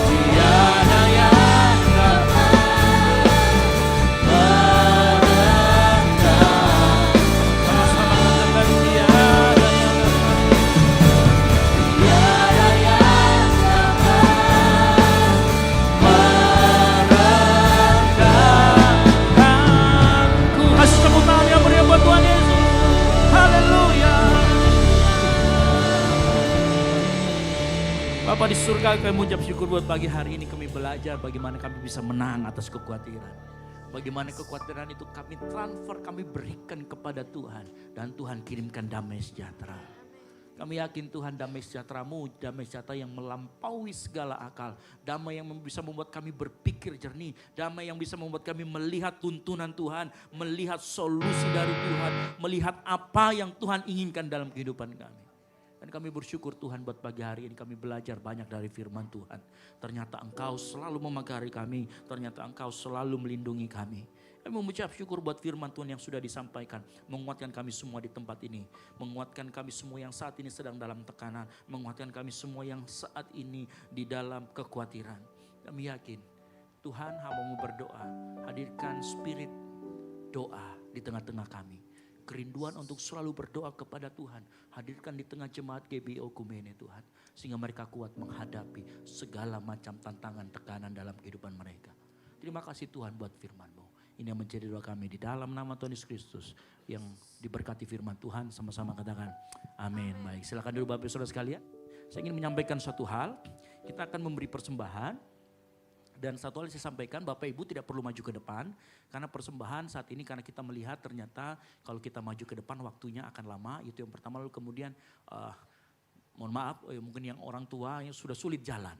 Gitu ya, jadi akan sulit untuk ini. Jadi mulai sekarang ke depan persembahan nanti teman-teman Asar yang akan memberikan 2 amplop. Ada amplop nomor 1 dan amplop nomor 2. Silakan amplop nomor 1 nanti dimasukkan dengan amplop kecil yang nomor 1 yang sudah jemaat Tuhan terima ada di depan ya, nanti silakan, nanti teman-teman Asar akan koordinasi. Jadi Bapak Ibu sudah tetap di tempat memuji nama Tuhan dengan baik. Yang mengerti katakan amin. Baik, itu saja pengumuman dari saya. Sekali lagi boleh kasih tepuk tangan buat kemuliaan nama Tuhan.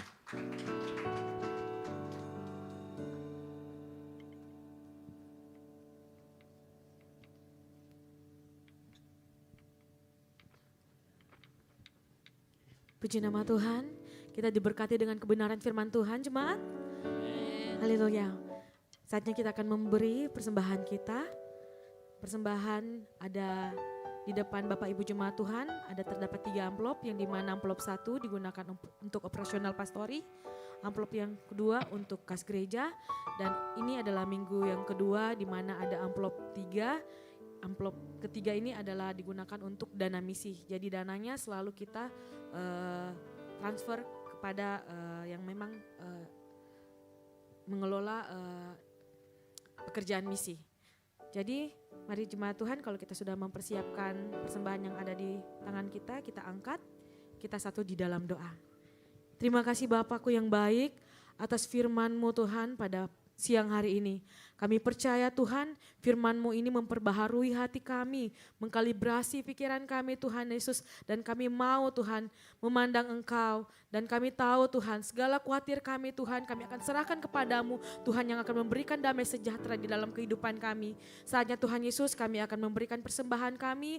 Engkau kuduskan, Engkau sucikan Tuhan. Biar persembahan ini layak dan berkenan Tuhan untuk perluasan kerajaan-Mu Bapa di tempat ini. Terima kasih Bapakku yang baik, inilah doa dan permohonan kami. Kami siap memberi di dalam nama Tuhan Yesus. Haleluya. Amin.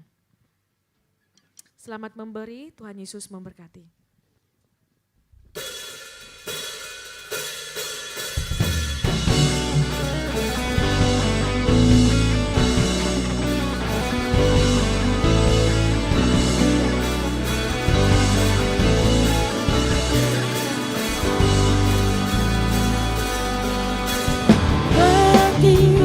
Suka nama Yesus, maju nyatakan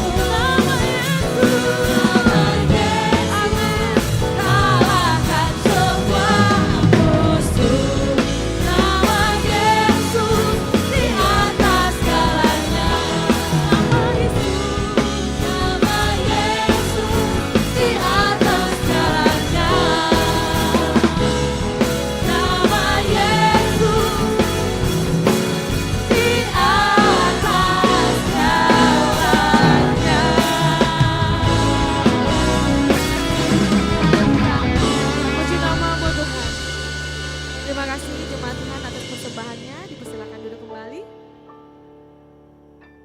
Saatnya kita mendengarkan pengumuman sepekan kepada tim multimedia. Dipersilakan. Shalom jemaat yang dikasihi Tuhan, berikut beberapa informasi kegiatan GBI Oikumene selama 1 minggu ke depan. Kami mengajak jemaat Tuhan sekalian untuk beribadah bersama menikmati hadirat Tuhan pada malam pujian dan penyembahan Worship Night yang bertempat di gedung gereja. Doa pelayan dan puasa akan diadakan pada hari Sabtu pukul 6 sore bertempat di gereja.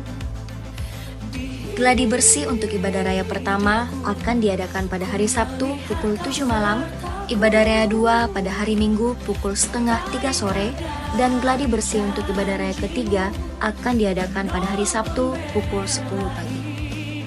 Ibadah raya Minggu diadakan sebanyak 3 kali, yaitu pukul 9 pagi, pukul setengah 5 sore, dan pukul 7 malam. Ibadah raya yang pertama dan yang kedua akan disertai ibadah anak sekolah minggu. Ibadah-ibadah ini dapat disaksikan secara online melalui live YouTube GBI Oikumene. Bagi saudara-saudari yang ingin mendapatkan dukungan doa, silakan menghubungi nomor berikut. Pondok Daud akan diadakan setiap hari Selasa dan Jumat pukul 3 sore bertempat di ruang sekolah minggu. Bagi jemaat Tuhan yang berkerinduan untuk didoakan, silakan mengisi form pokok doa yang telah disiapkan.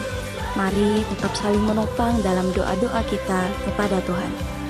Bagi saudara-saudari yang membutuhkan layanan konseling, penyerahan anak, dan pernikahan, silakan menghubungi nomor berikut. Baptisan akan diadakan pada minggu terakhir setiap 3 bulan sekali. Bagi saudara sekalian yang membutuhkan layanan baptisan, silakan menghubungi nomor berikut. Persembahan persepuluhan dan persembahan lainnya dapat ditransfer melalui rekening BCA dengan nomor 7993 111 777 atas nama GBI Oikumene. Jangan lupa untuk mencantumkan keterangan untuk setiap persembahan yang diberikan.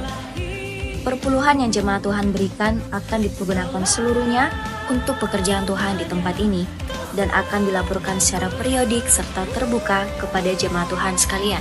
Bagi Bapak Ibu jemaat Tuhan dan saudara sekalian yang rindu untuk melayani Tuhan, silakan mengisi formulir dengan cara scan barcode berikut atau menghubungi nomor berikut. Mari memakai waktu dan talenta yang Tuhan beri bagi kemuliaan namanya.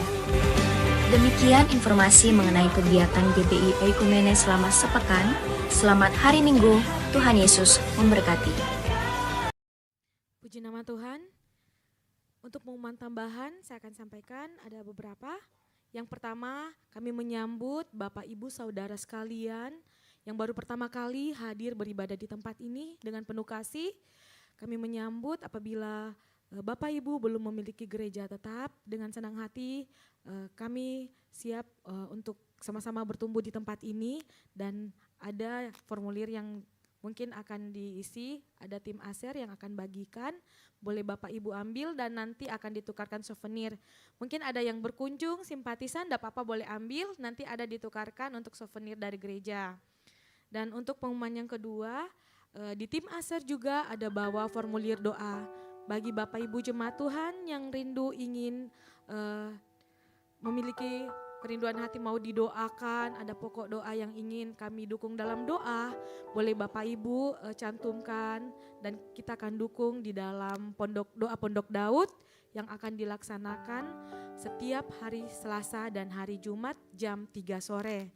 Dan pengumuman yang ketiga yaitu bagi jemaat Tuhan, Bapak Ibu sekalian yang rindu untuk mengambil bagian dalam pelayanan, kita ada beberapa pos-pos divisi untuk pelayanan, ada di depan kursi barcode yang kecil, boleh di-scan, di situ ada pilihan-pilihan sebagai pendoa, sebagai parking ministry, cooking ministry, ASER, dan ada pos-pos lainnya. Jadi apabila Bapak Ibu punya kerinduan untuk melayani bersama, boleh didaftarkan. Amin. Dan lanjut yang pengumuman keempat itu ada hari Senin, ini ada panggilan undangan ibadah gabungan Biro Pemuda, Remaja dan Anak dari kegiatan Youth PGPI. Mungkin boleh ditampilkan flyernya, ada?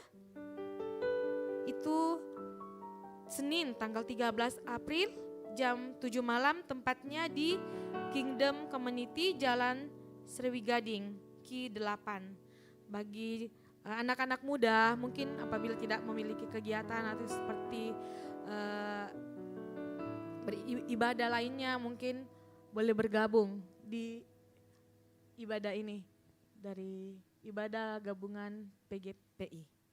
Oke, yang kelima, bagi jemaat Tuhan yang ingin rindu didoakan secara langsung, selesai ibadah ini boleh tinggal, nanti setelah itu akan didoakan hamba-hamba Tuhan. Jadi ada kerinduan khusus atau ingin disampaikan, ingin didukung dalam doa secara langsung, boleh tinggal sebentar saat selesai ibadah dan kita akan doakan. Mungkin begitu aja untuk pengumuman tambahan minggu ini. Mari jemaat Tuhan, kita bangkit berdiri.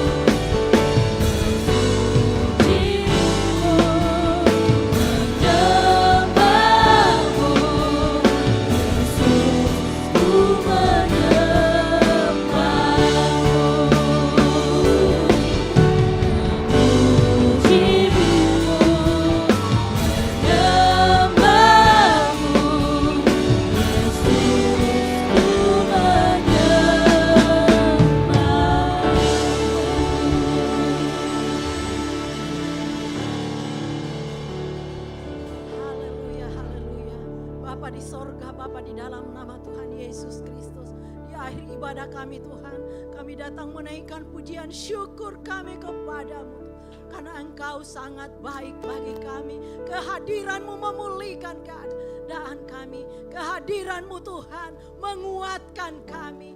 Terima kasih Bapa di sorga. Biarlah apa yang telah kami buat pada pagi hari ini dapat menyenangkan hati-Mu. Terima kasih Bapa di sorga, terima kasih. Terima kasih buat firman-Mu yang datang menegur kehidupan kami. Terima kasih Tuhan, menguatkan kami, memberikan hikmat pengertian bagi kami. Dan kami percaya Tuhan, kuasa firman-Mu akan mengubahkan kehidupan kami. Terima kasih Bapa di sorga, terima kasih. Dalam Roh Kudus-Mu Tuhan yang menuntun kami, memampukan kami Tuhan untuk menjadi pelaku-pelaku firman-Mu. Biar dalam kehidupan kami, kehidupan yang berkenan kepadamu, kehidupan yang berdampak kepada orang-orang di sekitar kami. Biarlah lewat kehidupan kami Tuhan, mereka dapat melihat benar Tuhan, Engkau Yesus Juru Selamat satu-satunya. Allah yang penuh kasih, Allah yang penuh belas kasihan. Terima kasih Bapa di sorga, terima kasih. Hamba-Mu Tuhan yang telah Kau pakai, kembalikan pengurapan-Mu baginya Tuhan. Di dalam pekerjaannya Tuhan, di dalam rumah tangganya Tuhan. Kuasa-Mu melingkupi kehidupan hamba-Mu. Biarlah di manapun dia berada, dimanapun melayani Engkau, banyak jiwa dimenangkan untuk kemuliaan bagi nama Tuhan.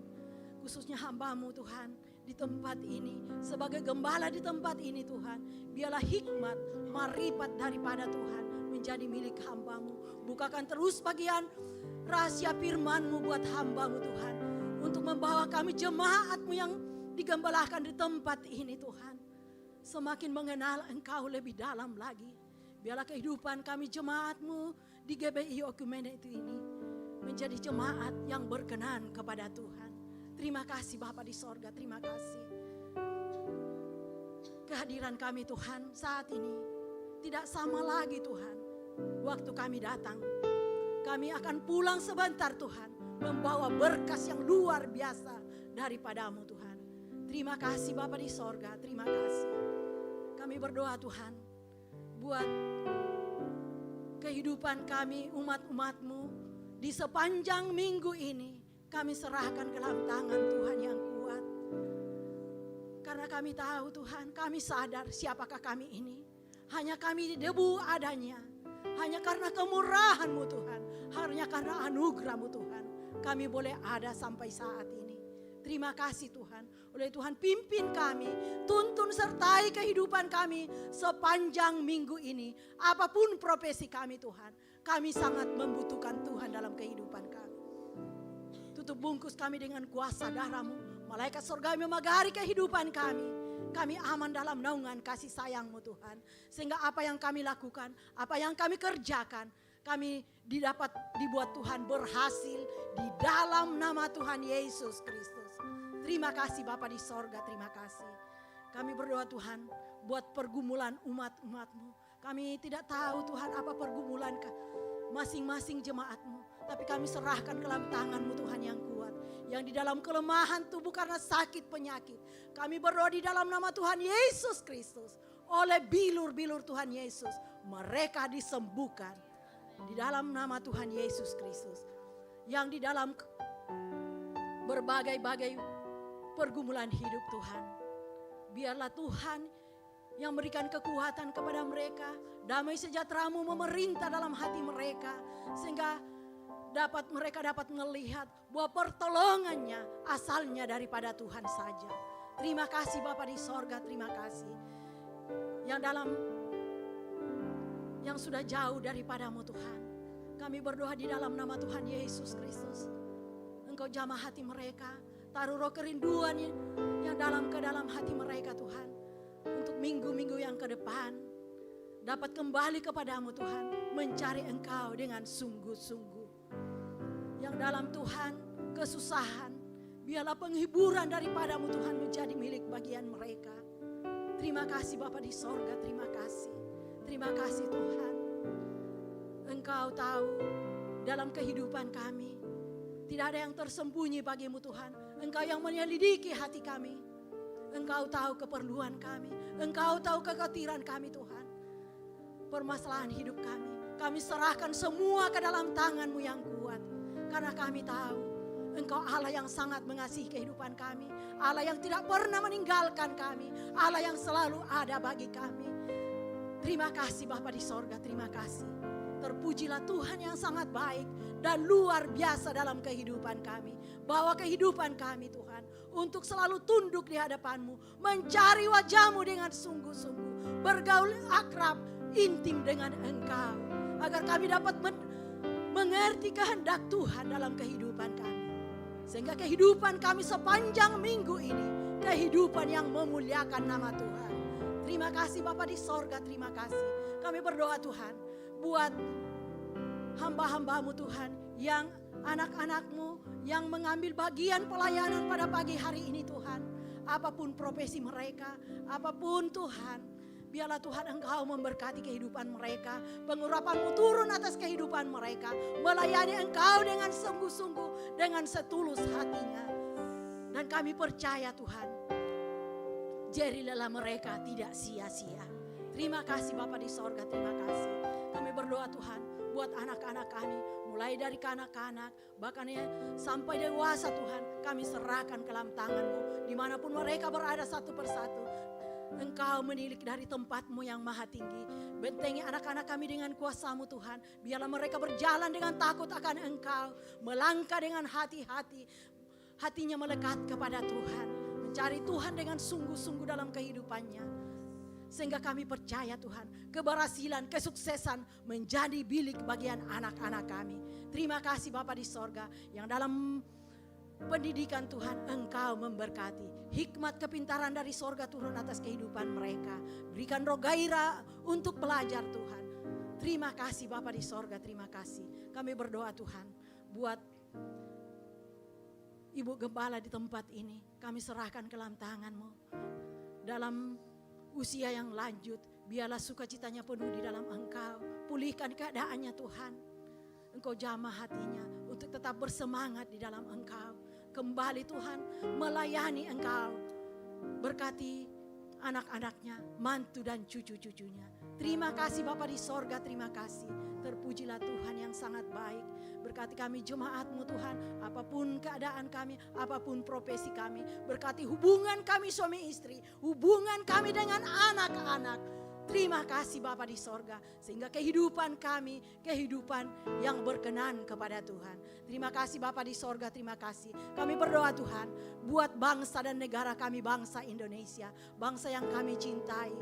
Kami serahkan ke dalam tangan-Mu bangsa ini. Karuniakan di bangsa ini roh pertobatan. Pakai kami umat-umat-Mu Tuhan, hamba-hamba-Mu Tuhan, sebagai saksi-Mu Tuhan, mengabarkan Injil kebenaran-Mu Tuhan, melalui tingkah laku kami, perbuatan kami Tuhan, sehingga mereka dapat melihat Tuhan ada di pihak kami.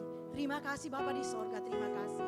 Bahkan pemerintah kami, mulai dari pusat sampai daerah, kami serahkan ke dalam tangan-Mu Tuhan. Karuniai mereka dengan hikmat dan takut akan Engkau, memerintah dengan takut akan Engkau Tuhan, sehingga pemerintahan di bangsa ini menjadi pemerintahan yang takut akan Tuhan, sehingga bangsa ini menjadi bangsa yang aman, makmur dan sentosa.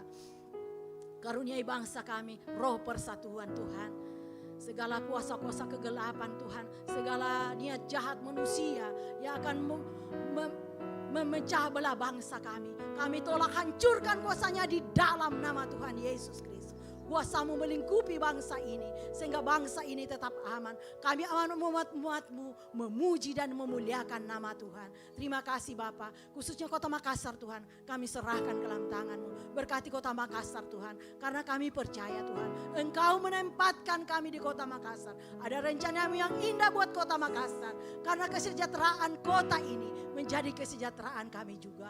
Oleh itu berkati pemerintah Kota Makassar Tuhan, mulai dari wali kota, gubernur Tuhan, sampai RT RW, Engkau memberkati. Biarlah memerintah dengan takut akan Tuhan, sehingga di Makassar ini aman, tentram. Terima kasih Bapa di sorga, terima kasih. Terpujilah Tuhan. Kami berdoa juga Tuhan, buat gereja-gereja-Mu di sekeliling kami. Dari berbagai denominasi Tuhan, Engkau memberkati. Engkau memberkati hamba-hamba-Mu Tuhan. Demi keselamatan jiwa-jiwa yang ada di Kota Makassar, jiwa yang ada di sekeliling kami Tuhan. Terima kasih Bapa di sorga, terima kasih. Begitupun Tuhan juga ibadah sebentar Tuhan kami serahkan. Ibadah 2 dan 3 kami serahkan ke dalam tangan-Mu Tuhan. Engkau persiapkan Tuhan jemaat-jemaat-Mu, umat-umat-Mu Tuhan, yang rindu dan haus akan Engkau untuk datang memuji dan memuliakan nama-Mu. Bahkan para pelayan-pelayan-Mu Tuhan, Engkau urapi, persiapkan mereka Tuhan untuk melayani umat-Mu, untuk membawa mereka masuk dalam hadirat-Mu, menyembah Engkau di dalam roh dan kebenaran. Terima kasih Bapa, terima kasih. Ini doa dan syukur kami. Jadilah kehendak-Mu dalam kehidupan kami, karena kami percaya Engkau yang berdaulat penuh atas kehidupan kami. Engkau yang memegang kendali kehidupan kami Tuhan. Oleh Tuhan kami serahkan hidup kami, karena hidup kami, hidup ini adalah milik Tuhan. Terima kasih Bapa, di dalam nama Tuhan Yesus Kristus kami berdoa bersyukur. Dan Tuhan Yesus telah mengajarkan kami berdoa bersama-sama. Bapa kami yang di sorga, dikuduskanlah nama-Mu, datanglah kerajaan-Mu, jadilah kehendak-Mu di bumi seperti di sorga. Berikanlah kami pada hari ini makanan kami yang secukupnya, dan ampunilah kami akan kesalahan kami, seperti kami juga mengampuni orang yang bersalah kepada kami. Dan janganlah membawa kami ke dalam pencobaan, tetapi lepaskanlah kami daripada yang jahat, karena Engkaulah yang punya kerajaan dan kuasa dan kemuliaan sampai selama-lamanya. Mari kita angkat kedua tangan kita terima berkat dari Tuhan, dan dengarkan firman Tuhan. Kuatkan dan teguhkan hatimu dengan sungguh-sungguh. Bertindaklah hati-hati sesuai dengan seluruh hukum firman Allah yang telah disampaikan kepadamu. Jangan menyimpang ke kanan atau ke kiri, supaya engkau beruntung kemanapun engkau pergi. Jangan engkau lupa memperkatakan firman Tuhan ini. Renungkan itu siang dan malam. Bertindak hati-hati sesuai dengan segala yang tertulis di dalamnya. Dengan demikian perjalananmu akan berhasil dan engkau akan beruntung. Oleh karena itu pulanglah, jadilah garam dan terang sehingga Injil diberitakan melalui hidupmu. Dan biarlah anugerah dari Allah Bapa, keselamatan di dalam Kristus Yesus, dan penyertaan yang manis oleh Roh Kudus menyertai kita semua sampai dengan Maranatha. Tuhan Yesus datang kembali menjemput kita semua di awan-awan permai. Karena bagi Dialah segala kemuliaan sampai selama-lamanya. Yang diberkati Tuhan sama-sama katakan amin. Selamat hari Minggu, terus memberkati dan silakan bersatu dulu sejenak.